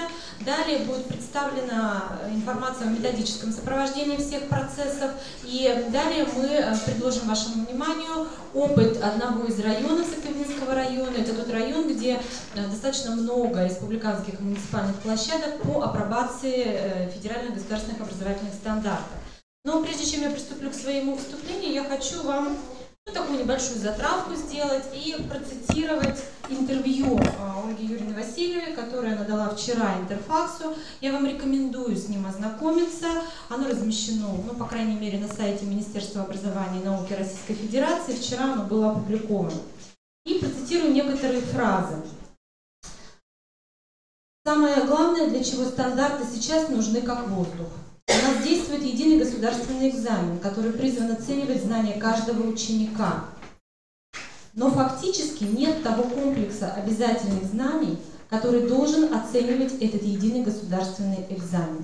Это парадокс, абсолютный парадокс. Я имею в виду, что экзамен определяет то, чего нет. Получается, что содержания предмета нет, а измерительные материалы есть. Не может быть качественного ЕГЭ без определения обязательного уровня предметных знаний. Вот это цитата федерального министра, и сегодня в первой части моего выступления речь пойдет именно о том, что происходит и какие изменения нам с вами предстоит вместе пережить. Конечно, мы неоднократно уже на разных площадках рассматривали вопросы реализации федеральных стандартов, понимая, что именно они являются нашим градообразующим таким блоком, содержательным блоком, и что именно на основе федеральных государственных образовательных стандартов разного уровня общего образования мы с вами строим образовательный процесс. Сегодня в рамках коллегии мы предлагаем рассмотреть ряд ключевых позиций реализации стандартов с учетом введенных уже и предполагаемых изменений. В феврале надо выставлять. Давайте куда-нибудь здесь предложим. В феврале 2017 года президент Российской Федерации Владимир Владимирович Путин поручил правительству России разработать комплекс мер по систематическому обновлению содержания общего образования. Кроме того, это же поручение предусматривает разработку мер по созданию единого образовательного пространства. Федеральное министерство активно приступило к разработке проектов новых стандартов, в которых детализируются требования к предметным, метапредметным и личностным результатам школьников по всем учебным предметам. Обновление содержания нацелено не на структурные изменения, а на добавление в них базового предметного содержания, того необходимого минимума, который обязан знать каждый школьник по каждому учебному предмету. 21 марта 2018 года на заседании Совета Миноборнауки по стандартам рассмотрены проекты федеральных стандартов начального общего и основного общего образования. По итогам голосования членов Совета проект стандарта начального общего образования большинством голосов принят без изменений. Проект стандарта основного общего образования отправлен на доработку, будет доработан с последующим повторным рассмотрением. Хочу отметить, что стандарт начального общего образования в новой редакции в настоящий момент официально не утвержден. В части мер по обновлению общего содержания, общего образования в Российской Федерации сегодня разрабатываются, утверждаются, реализуются предметные концепции, которые направлены на модернизацию содержания образовательных программ, повышение качества работы учителей, обеспечение наличия общедоступных информационных ресурсов. Сегодня приняты и реализуются концепция развития математического образования, преподавания русского языка и литературы, концепция по отечественной истории, историко-культурный стандарт, концепция развития школьных информационно-библиотечных центров. Разработаны и проходят процедуры обсуждения, в том числе, кстати, с участием представителей Республики Коми, еще ряд концепций. Они представлены на слайде, их список достаточно обширен. Школами республики корректируются образовательные программы и рабочие программы учебных предметов с учетом принятых предметных концепций. И мы понимаем, что в этом вопросе общеобразовательным организациям необходима своевременная и качественная информационная методическая поддержка, задача по реализации которой возлагается на Институт развития образования. С нового учебного года стандарты начального общего, основного общего образования охватят в республике с 1 по 8 класс включительно. Опережающая штатному введению пилотная апробация стандартов продолжится в 9-11 классах. Наконец, 17-18 учебного года практически 79% школьников обучаются по новым федеральным государственным образовательным стандартам. Из них 7,5% обучались в пилотном режиме с 8 по 11 класс. Сегодня в образовательном пространстве республики функционирует 26 республиканских и 27 муниципальных пилотных площадок по ведению стандарта основного общего образования. Мы благодарим все 18 муниципальных образований. Здесь только не экспериментируют, скажем так, Нижпогост и Усть-Илимский район. Кроме того, у нас действуют 5 республиканских и 3 муниципальных площадки по внедрению федерального государственного образовательного стандарта среднего общего образования. Непростой путь проходит у нас школы Сыктывкара, Воркуты, Сосногорска, Ухты и Сыктывкарского района. Именно пилотный режим позволяет отработать реализацию базовых принципов, задач и содержания стандартов.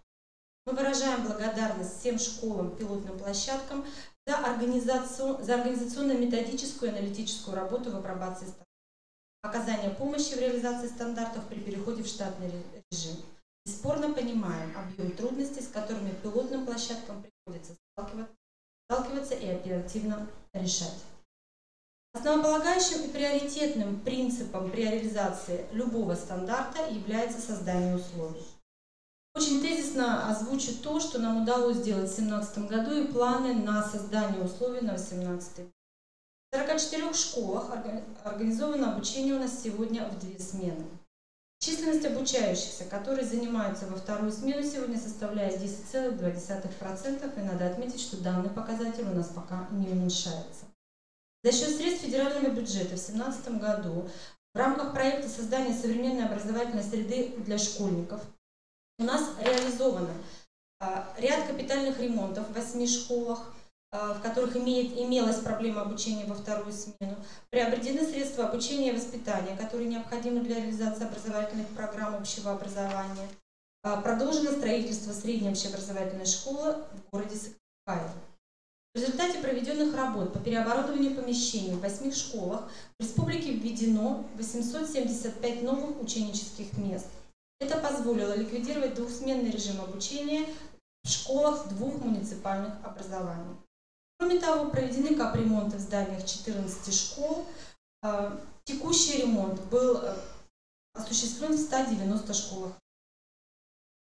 В Республике Коми в течение 4 лет реализуется совместный проект Минобрнауки России и партии «Единая Россия» по ремонту спортивных залов, в рамках которого в 2017 году отремонтировано 10 спортзалов. Кроме того, за счет средств компании «Лукойл» закуплено 10 школьных автобусов. Кроме того, на средства федерального бюджета 5 автобусов для нужд школ. Приобретено в 2017 году более 120 тысяч экземпляров учебников для школ на сумму 40 миллионов рублей. На устранение предписаний надзорных органов было направлено 556 миллионов рублей. Работа, конечно, продолжается в 2018 году, в том числе сейчас активно в рамках подготовки к новому учебному году. В 2018 году предусмотрено проведение ремонтных работ за счет средств местного бюджета, внебюджетных источников. Предположительно, будет потрачено 244 миллионов рублей в 131 муниципальной организации. В рамках соглашения с социальными партнерами в 2018 году планируется выделение 43 миллионов рублей на проведение ремонтных работ в 16 школах. В рамках проекта «Народный бюджет» в 2018 году за счет средств республиканского бюджета, местных бюджетов, привлечением средств граждан и юридических лиц, проведение ремонтных работ запланировано в 8 школах на сумму 5 миллионов рублей. На проведение ремонтных работ, кроме того, еще в государственных учреждениях республики также предусмотрено 5 миллионов рублей. Комплексом мероприятий мы предусмотрели проведение ремонтных работ в спортивных залах 3 сельских школ. Планируем оснастить 3 открытых плоскостных сооружений спортивным оборудованием. На приобретение оборудования для образовательных организаций планируется направить 26,5 миллионов рублей. В первую очередь планируется проведение ремонта крови, проведение работ в целях устранения предписания контрольно-надзорных органов, и из всех источников финансирования на эти цели будет направлено более 309. Мы планируем, и в ближайшее время уже организована эта работа, приобретение более 80 тысяч экземпляров учебников для школ на сумму 21 миллион рублей. Это тезисно то, что касается условий. Соответствие содержания и качества подготовки обучающихся по образовательным программам федеральным государственным образовательным стандартам определяется нами в рамках проверок по федеральному государственному контролю качества образования. Мероприятие, позволяющее оценить уровень соответствия, следующее. Это анализ информации, размещенной на официальном сайте школы, анализ результатов внешних контрольных процедур за 3 предыдущих года, анализ документов и материалов по вопросам осуществления образовательной деятельности, проведение контрольных процедур, беседы с педагогическими работниками, осмотр используемых сооружений, помещений и оборудования. Все это проходит для того, чтобы установить уровень соответствия. Мы можем определить типичные несоответствия содержания и качества подготовки обучающихся. Как правило, содержание рабочих программ отдельных учебных предметов составлено без учета основного содержания примерной основной образовательной программы разных уровней. Содержание программ не обеспечивает достижение планируемых стандартов результатов освоения основной образовательной программы.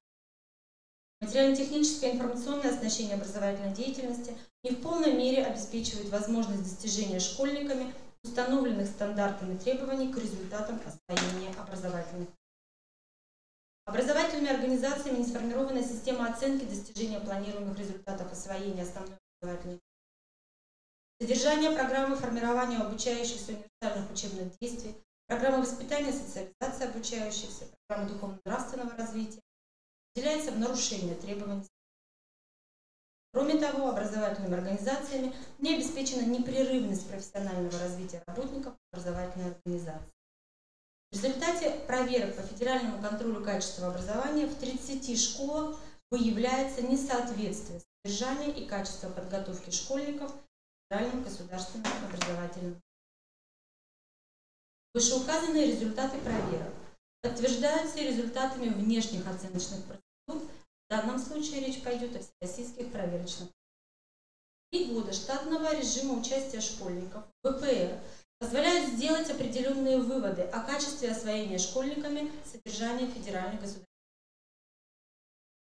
Так, в 4 классе по русскому языку увеличилось количество, значительно снизился средний балл и снизилось качество обучения.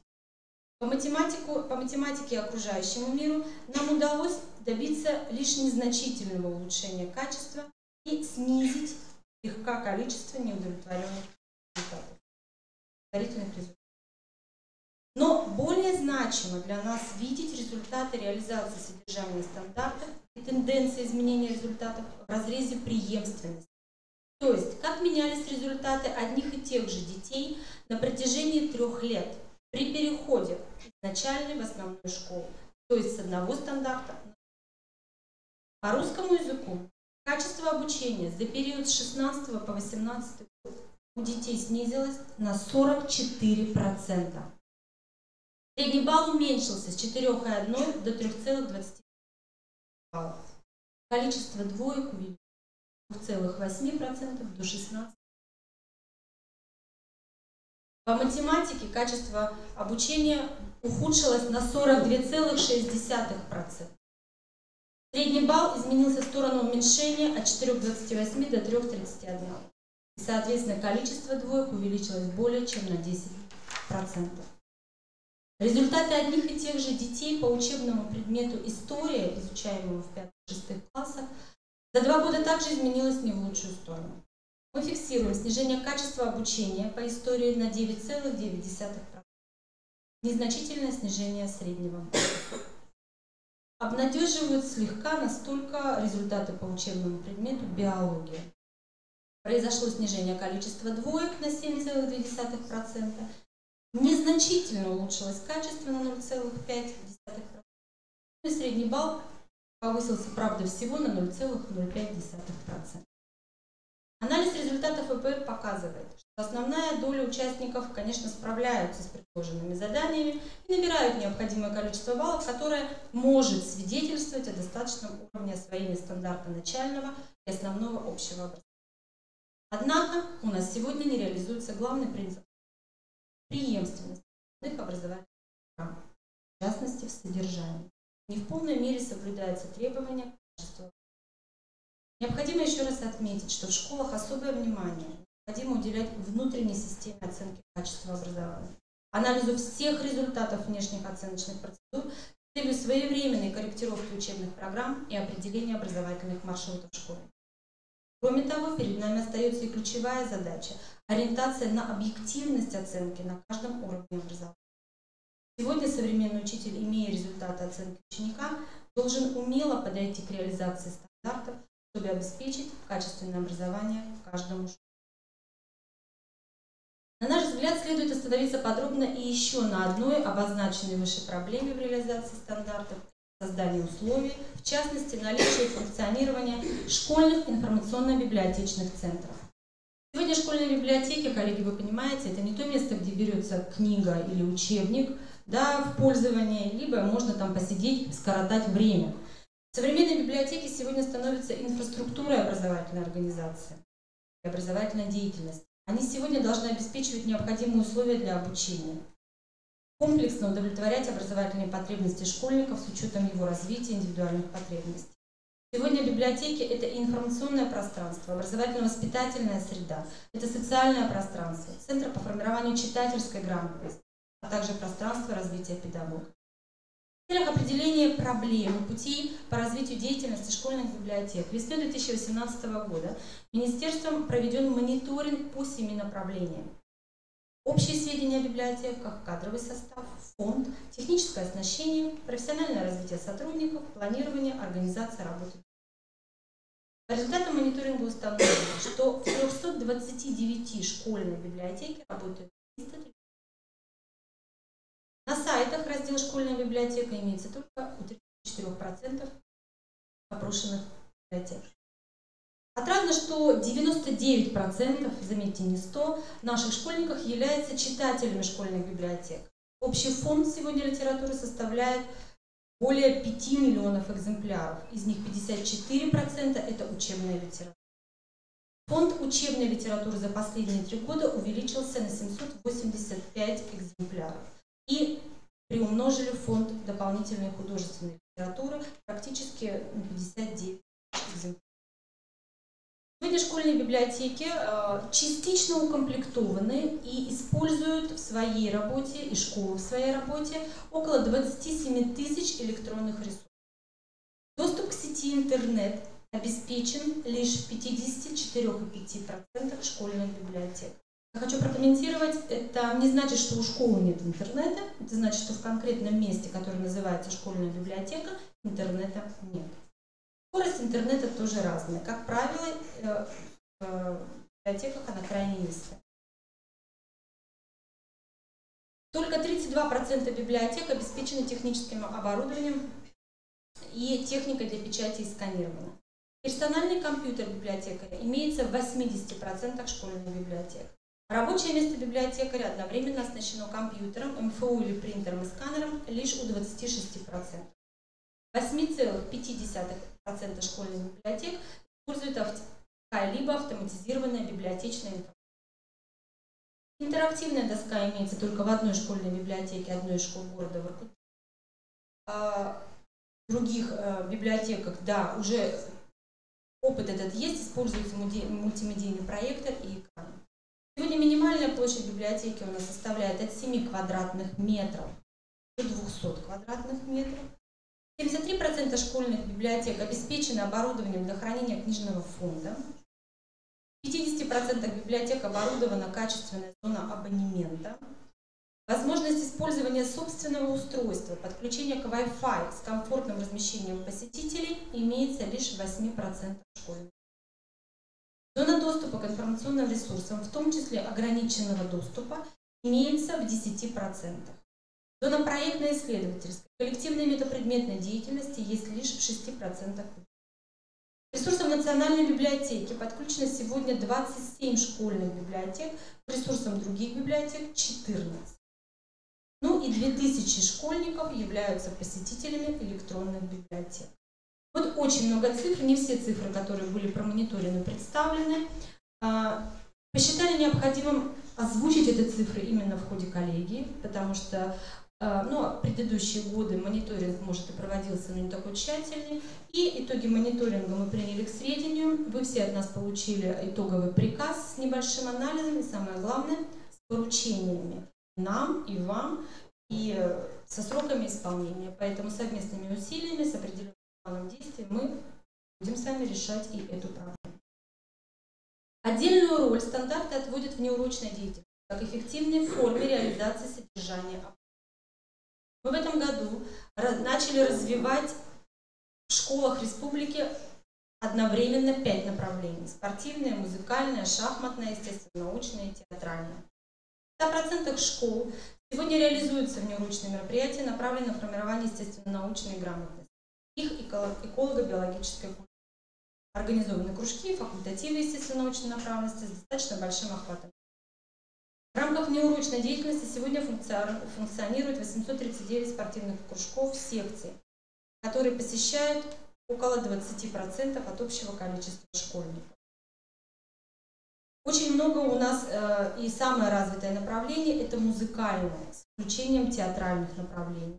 Сегодня посещают у нас 1264 кружка, 22% школьников. Мы благодарим вас и активно с вами начали работать уже в прошлом году, и, на мой взгляд, достаточно успешно, обучение шахматов. И в том числе в 63 школах организовано это обучение в рамках внеурочной деятельности. Коллеги, подводя итог вышесказанному, мы отметили только некоторые направления стандартов. Хочется сделать определенные выводы. Бесспорно, у нас есть проблемы. Мы их признаем. Проблемы, которые требуют решения, они определены на слайде. Это, конечно же, ликвидация двухсменного режима работы в школах, недостаточный уровень технической оснащенности, в частности школьных библиотек, отсутствие интернета в библиотеках, несоответствие содержания и качества подготовки обучающихся в рамках реализации образовательных программ, недостаточность организационно-методической поддержки школ республики, в том числе школ участников пилотной апробации и реализации стандартов, отсутствие эффективного механизма преемственности в содержании, формах, методах работы между уровнями общего образования, необъективность в оценивании учебных результатов школьников, неиспользование этих данных для проектирования учебного образовательного. Недостаточный уровень использования в современной образовательной среде имеющихся информационных ресурсов. Ну, мы только на начале пути, и я думаю, что как раз следующий учебный год позволит всесторонне понять, как использовать информационный ресурс российской школы. Самое главное, это достаточно такая текущая проблема, которая у нас уже не первый год озвучивается. Непонимание роли и функций внеурочной деятельности при реализации общеобразовательных программ. Мы до сих пор с вами подменяем внеурочную деятельность школьников дополнительным образованием. Коллеги, у меня все. Благодарю вас за внимание и разрешите сразу предоставить слово Галине Владимировне Китай-Городской, которая как раз осветит вопросы информационно-методической поддержки. Передаю вам.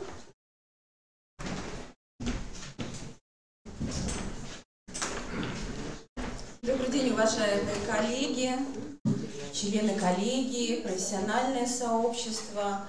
В продолжение качественного доклада Натальи Владимировны позвольте мне продемонстрировать именно аспекты информационно-методического сопровождения реализации в ГОС основного общего и среднего общего образования. А во всех докладах, которые сегодня были представлены, вы уже это осознали, ГОС воспринимается именно как процесс постоянного обновления.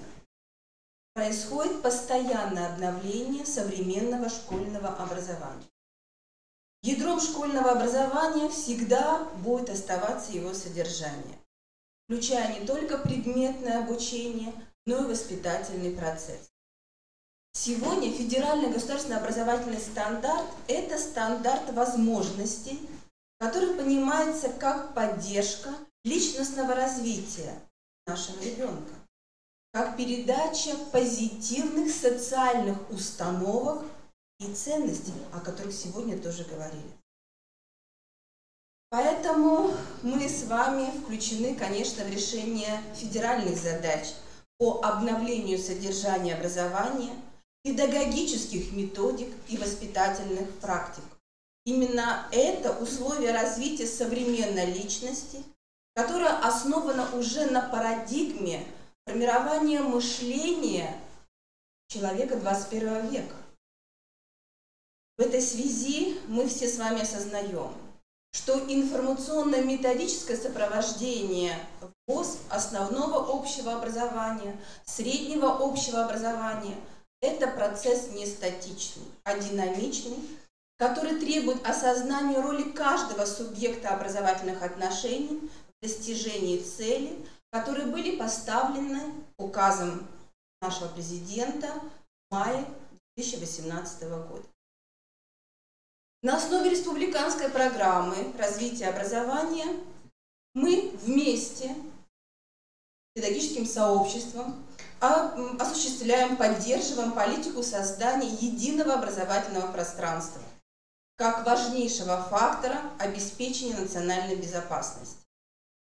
Модернизацию образования обеспечивает выстроенный механизм информационно-методического сопровождения реализации федеральных государственных образовательных стандартов. И мы с вами понимаем, что данный процесс отражает и тенденции обновления стандартов, и процессы цифровизации образования, развитие образовательных практик, которые ориентированы на формирование метапредметных результатов, реализацию механизмов сетевого взаимодействия школ и организации дополнительного образования. Конечно, этот процесс включает и поддержку детей с особыми образовательными потребностями и внедрение современных воспитательных практик. Субъектами данного процесса являются педагогические работники, руководители образовательных организаций, управление образования каждого муниципального образования. И отдельно хочется обратить наше внимание на научный и методический потенциал нашей республики. Это профессиональная система, которая именно позволяет и которая сопровождает ВГОС. Это опорный вуз Республики Коми и Институт развития образования. За прошлый учебный год было проведено 8 научно-практических конференций международного и всероссийского уровня, позволяющих демонстрировать научно-методический потенциал наших ученых, методологов по вопросам опережающего образования, обновления ВГОС, обновления предметных концепций, конечно же, вопросов и инновационных практик. Мы более подробно остановимся на результатах сопровождения ВГОС на республиканском уровне. Мы понимаем важность решаемых государством задач по обновлению содержания образования. Поэтому главным профессиональным ресурсом стали созданные в сентябре 2017 года республиканские методические объединения, которые возглавили методологи, ученые и педагоги, лидеры профессионального сообщества. Организована работа 24 республиканских методических объединений. В прошлом учебном году, который мы уже завершаем, проведено около 200 мероприятий.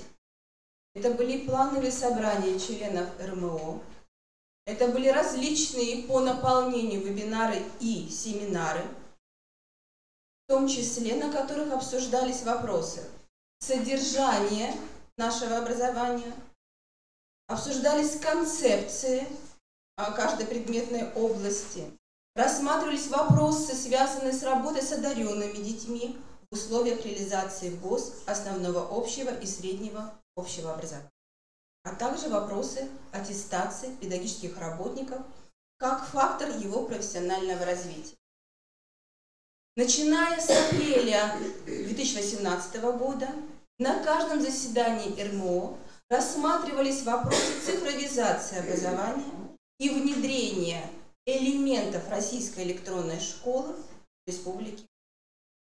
Нам важно, что все собрания РМО проходят с видеотрансляцией в режиме онлайн, и мы можем на портале «Открытое образование Республики Коми» демонстрировать результаты деятельности всех РМО.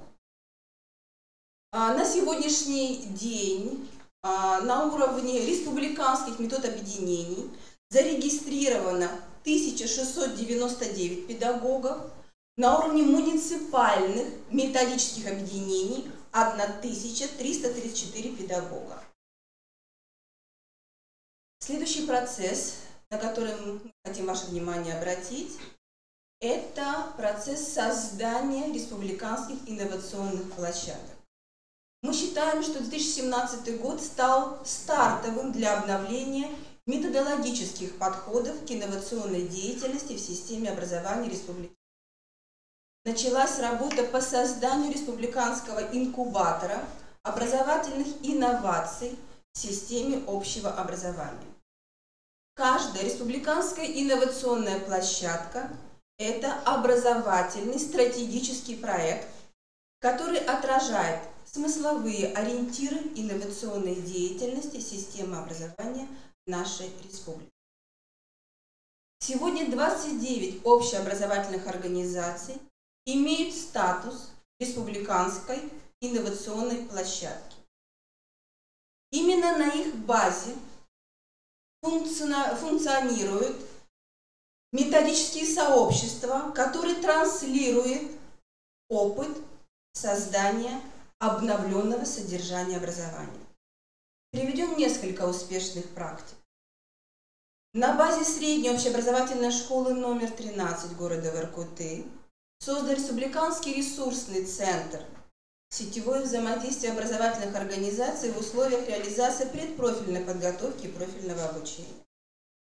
На базе средней общеобразовательной школы номер 2 города Усинска действует площадка по созданию условий для перехода на реализацию в ГОС среднего общего образования. На базе опорно-методической площадки средней школы номер 31 города Сыктывкара действует площадка духовно-нравственное развитие школьников во внеурочной и внеклассной деятельности в условиях введения в ГОС основного общего образования. На базе гимназии номер 1 города Сыктывкара действует ресурсный центр формирования системы оценочных процедур в условиях реализации в ГОС основного общего и среднего общего образования.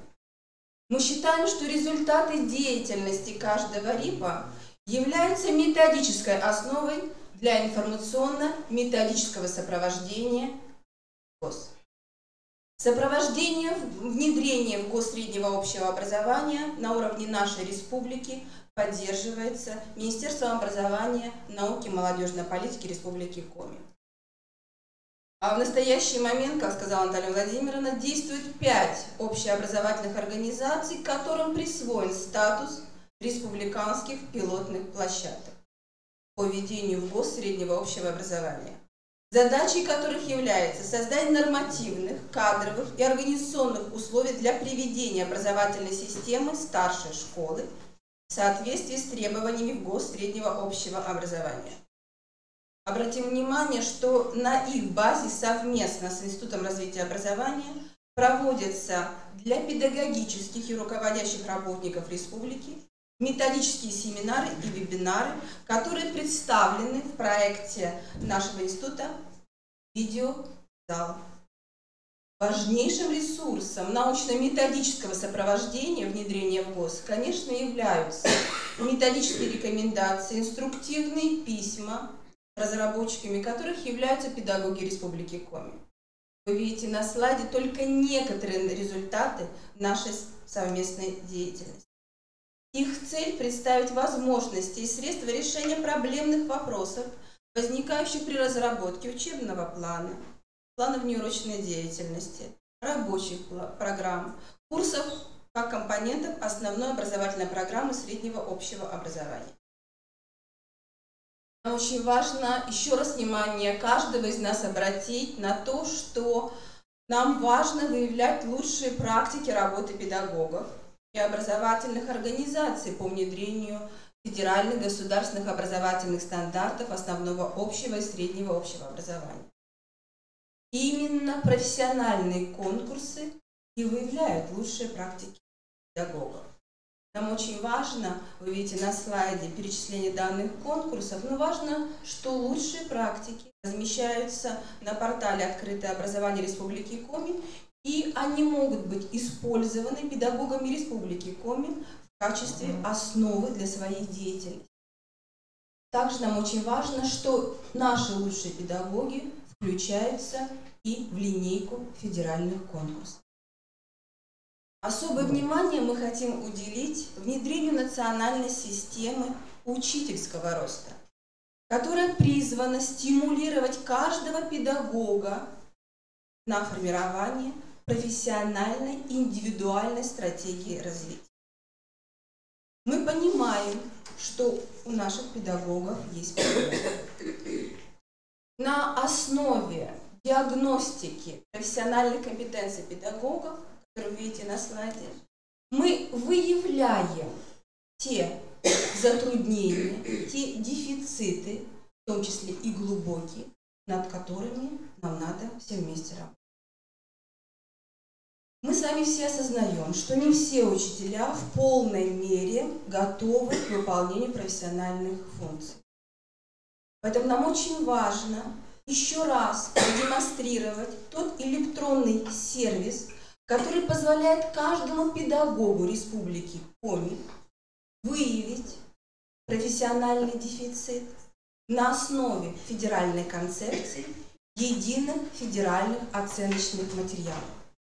Данный диагностический модуль доступен для каждого педагога республики. Именно на основе результатов каждый педагог и каждый руководитель может выстроить индивидуальную траекторию профессионального развития.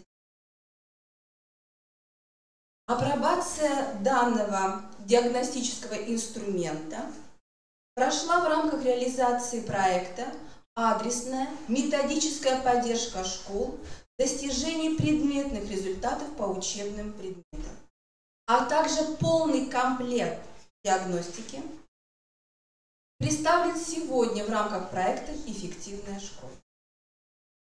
Нам очень важно, что начиная с 1 июля этого года для каждого педагога Республики Коми на бесплатной основе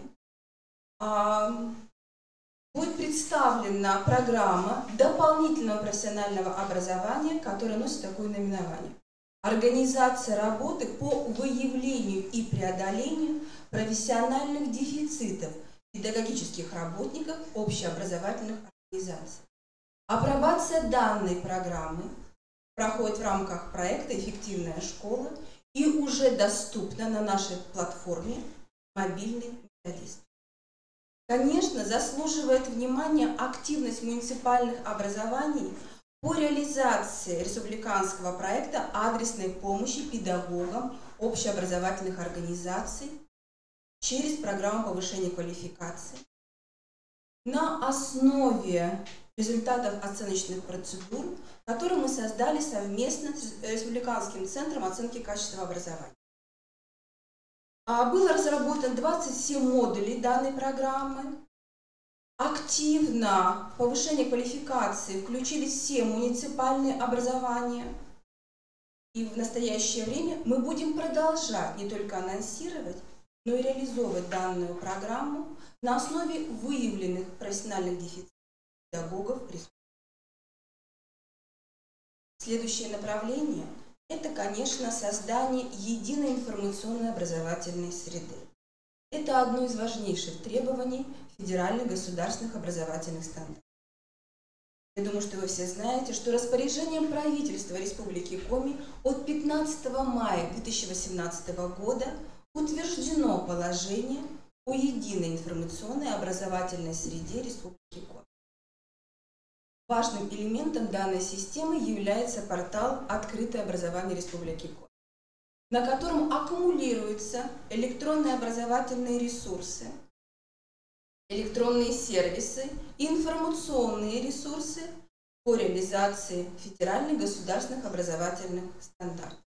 В настоящее время завершена разработка методических рекомендаций по созданию электронной образовательной среды каждой образовательной организации Республики. Для каждого педагога Республики Коми разработана дополнительная профессиональная программа повышения квалификации. Электронная информационная образовательная среда образовательной организации. Технологии создания и использования. Она также будет открыта на нашей платформе в рамках проекта.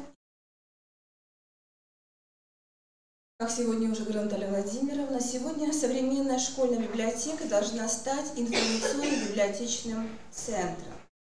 Да, в республике создана республиканская метод объединения школьных библиотек. На регулярной основе обсуждаются практические вопросы перехода школьных библиотек в новое качество.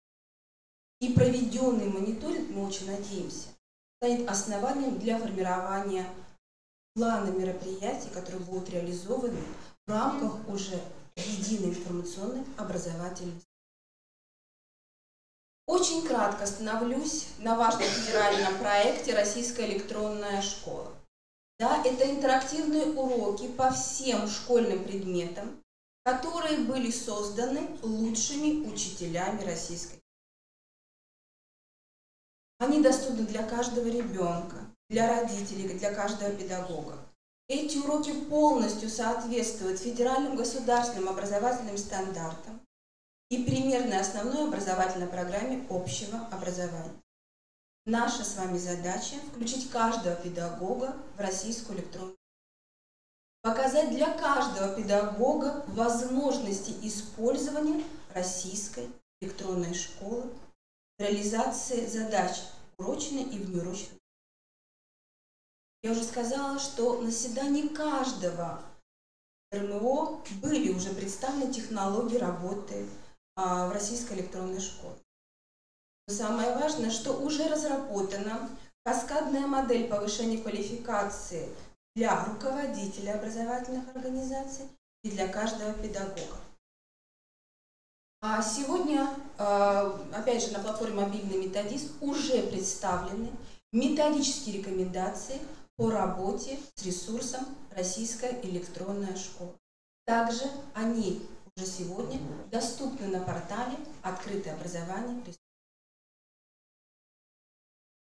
И в завершении я хочу для всех еще раз проанонсировать нашу интерактивную платформу «Мобильный методист». Данная интерактивная платформа разработана в рамках проекта «Эффективная школа». Именно данная платформа позволяет нам быстро, оперативно, адресно оказывать методическую помощь каждому педагогу республики.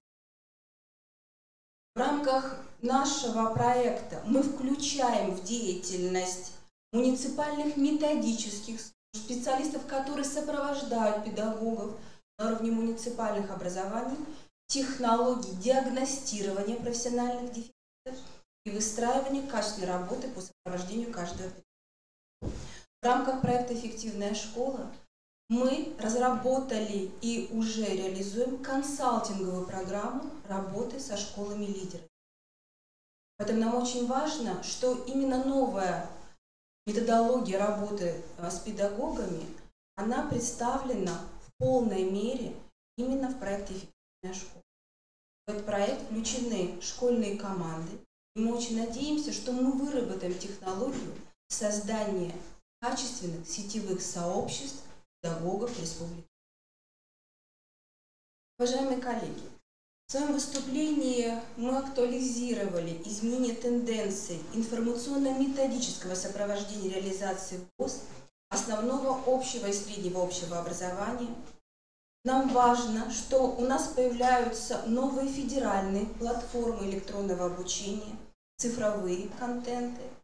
И наша совместная задача полноценно технологически, содержательно выстроить работу по сопровождению каждого педагога в рамках именно той задачи, которую мы сегодня реализации ВОС основного общего и среднего общего образования. На слайде представлена региональная модель информационно-методического сопровождения общего образования. И мы очень надеемся, что субъектами данной модели будем все мы, представители единого образовательного пространства республики. Позволит нам повысить качество нашего. Коллеги, спасибо за внимание. Спасибо. Уважаемые коллеги, особенно обращаюсь к руководителям управления образования наших муниципальных образований. Просим довести информацию, особенно те проекты, которые были анонсированы, до сведения ваших педагогических работников, понимая, что не всегда у нас есть возможность присутствовать очно, и действительно Институт развития образования максимально пытается, используя все имеющиеся ресурсы, сделать так, чтобы хотя бы в определенном сегменте информация была доступна. А сейчас я с удовольствием предоставляю слово практикам Кубинскому району, Алене Александре Никотаевой, заместитель начальника управления образования. Ну и хочу пока наготовиться сказать, что этот район, в принципе, всегда готов и открыт к апробации, к инновациям, экспериментам. И вот сейчас мы услышим, насколько успешно или в чем проблемы возникают у школы Кубинского района в части пилотного режима реализации наших стандартов. Добрый день, уважаемые коллеги. Управление образования Сахалинского района представляет свой опыт работы по реализации федеральных государственных образовательных стандартов основного и среднего общего образования в образовательных организациях муниципалитета. Образовательных организаций, реализующих в ГОСы основного образования на территории муниципалитета, у нас 10. ГОС среднего образования реализуется в одной школе пилотной. И в итоге федеральный государственный образовательный стандарт у нас реализуется во всех школах с общим охватом 89,1% учащихся. При внедрении ФГОС начального образования было, как и у всех, наверное, множество проблем по созданию нормативной базы, по условиям, по кадрам, по мониторингам результатов и так далее. Поэтому в целях успешного внедрения федерального государственного образовательного стандарта на других уровнях образования при руководителе администрации района, то есть при нашем учредителе в 2014 году еще, был создан Координационный совет. Ежегодно на заседаниях Координационного совета обсуждаются вопросы реализации ФГОС на уровне дошкольного, начального, основного общего образования. В этом году на контроле у нас стоит внедрение ФГОС для детей с ОВЗ и разработка адаптированных образовательных программ, внедрение ФГОС среднего общего образования. На заседаниях Координационного совета принимаются конкретные управленческие решения, способствующие решению насущных вопросов. В первую очередь касается это, естественно, условий, создания условий. Сегодня мы можем констатировать факт, что условия для внедрения ФГОС в наших школах в основном созданы. Все школы подключены к сети интернет, ежегодно приобретается новейшее компьютерное цифровое интерактивное оборудование, это цифровые микроскопы, интерактивные глобусы, цифровые метеостанции, полевые мини-лаборатории, фотоловушки для исследований, документ-камеры и другие новшества.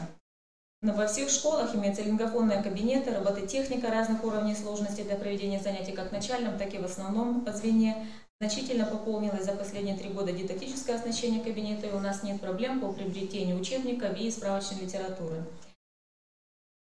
3 школы нашего района являются республиканскими пилотными площадками по реализации ФГОС основного общего образования.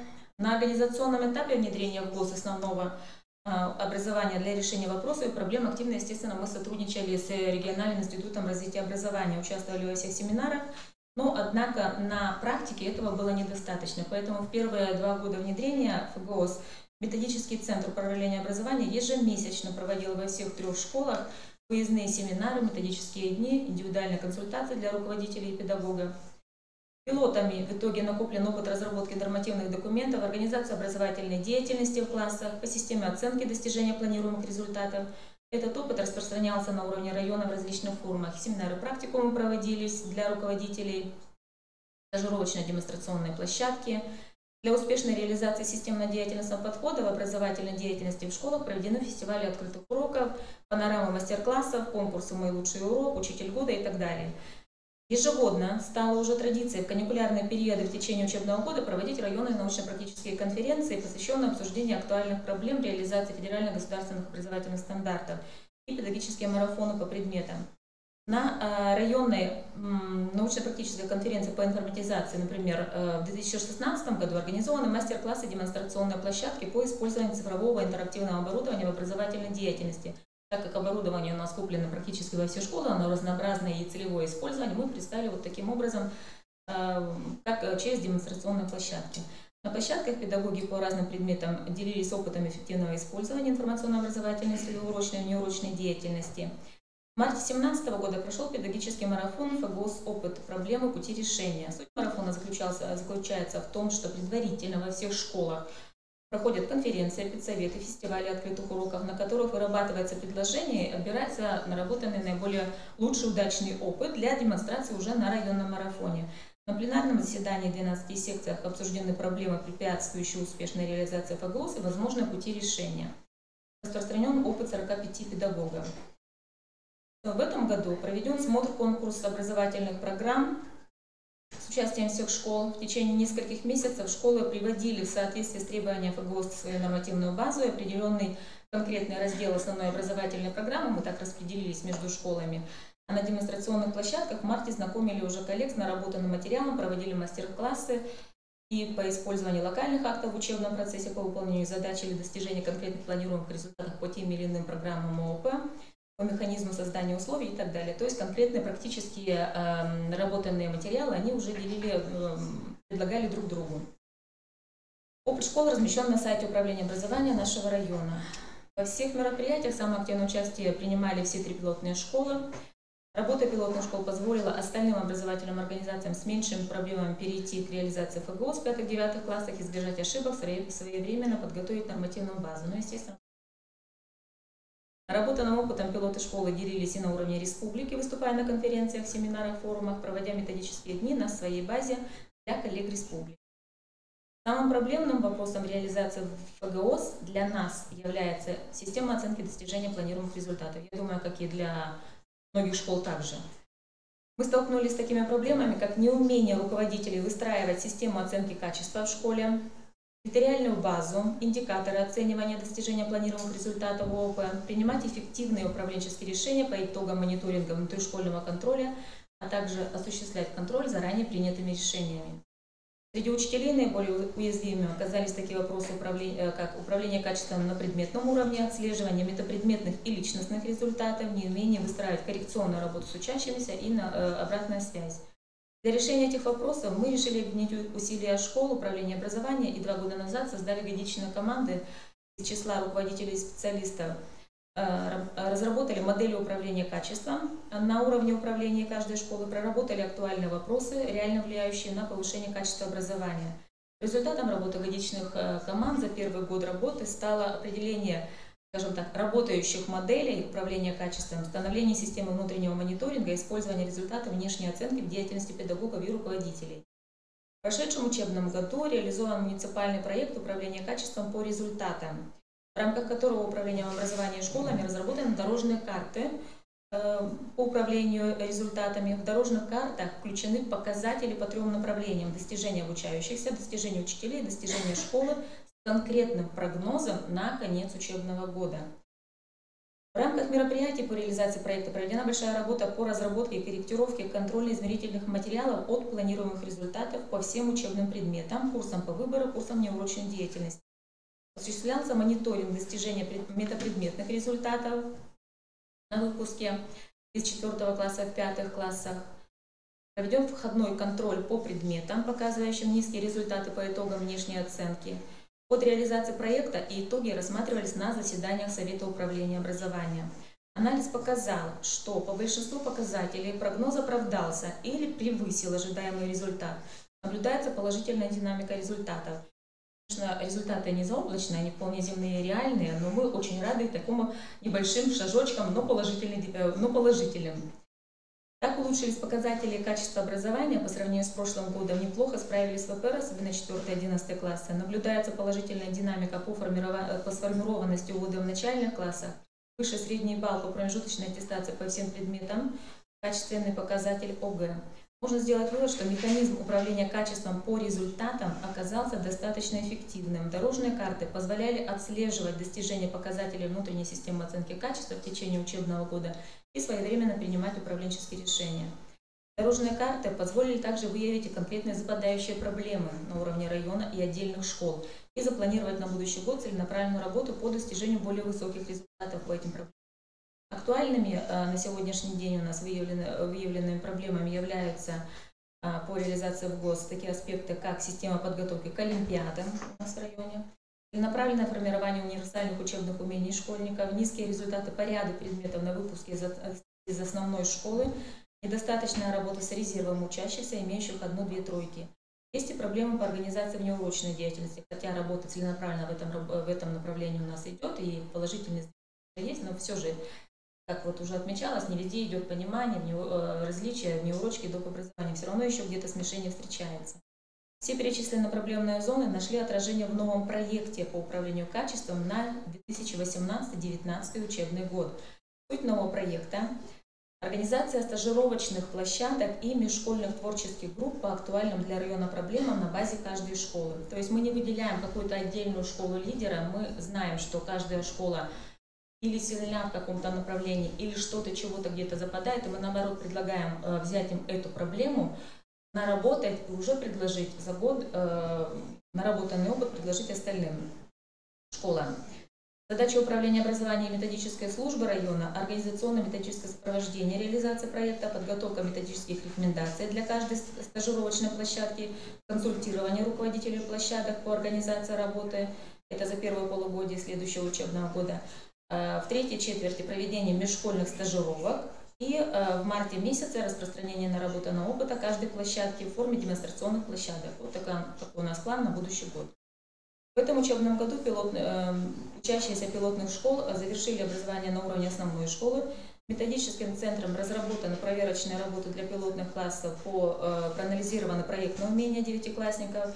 Также разработаны методические рекомендации для оценки достижения планируемых результатов ГОС учащимися 9 классов. Республиканской пилотной площадкой по внедрению ФГОС среднего общего образования в прошедшем году была утверждена Выльгородская школа номер 2, одна школа.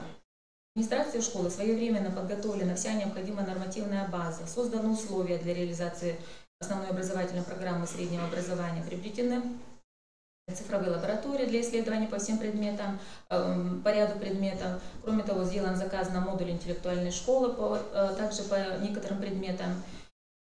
Учебниками, я уже сказала, обеспечены, курсы прошли все учителя. В целях информационно-методического сопровождения в школе создана творческая группа из числа учителей старших классов, работающая в тесном сотрудничестве с методическим центром управления образования. Школа определена и как стажировочная площадка для распространения опыта на муниципальном уровне на следующий учебный год.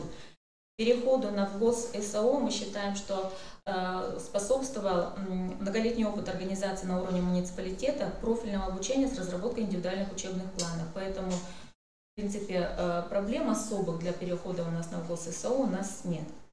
В этом году в пилотной школе предстоит проработать систему оценки достижения планируемых результатов на выпуске из 11 класса, подобрать измерители, экспертные карты, выстроить систему развития профессиональных компетенций педагогов, подготовить рекомендации для руководителей других школ и организовать на своей базе стажировочную площадку.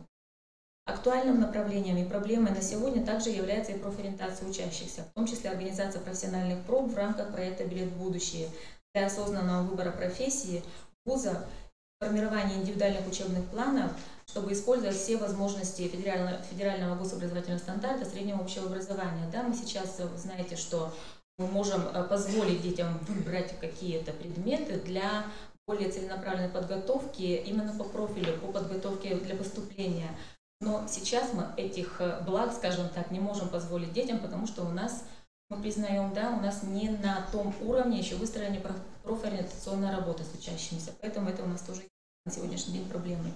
Что мы предлагаем для качественной реализации стандартов и выработки именно полноценных рекомендаций от пилотов? Институту развития образования желательно, хотелось бы осуществлять, чтобы осуществляли системную методическую поддержку пилотных школ, обобщить, распространять опыт пилотов по реализации в ГОС, то есть собрать, может быть, за круглым столом, я не знаю, и обменяться проблемами именно. Да? Подготовить рекомендации для выявления уровня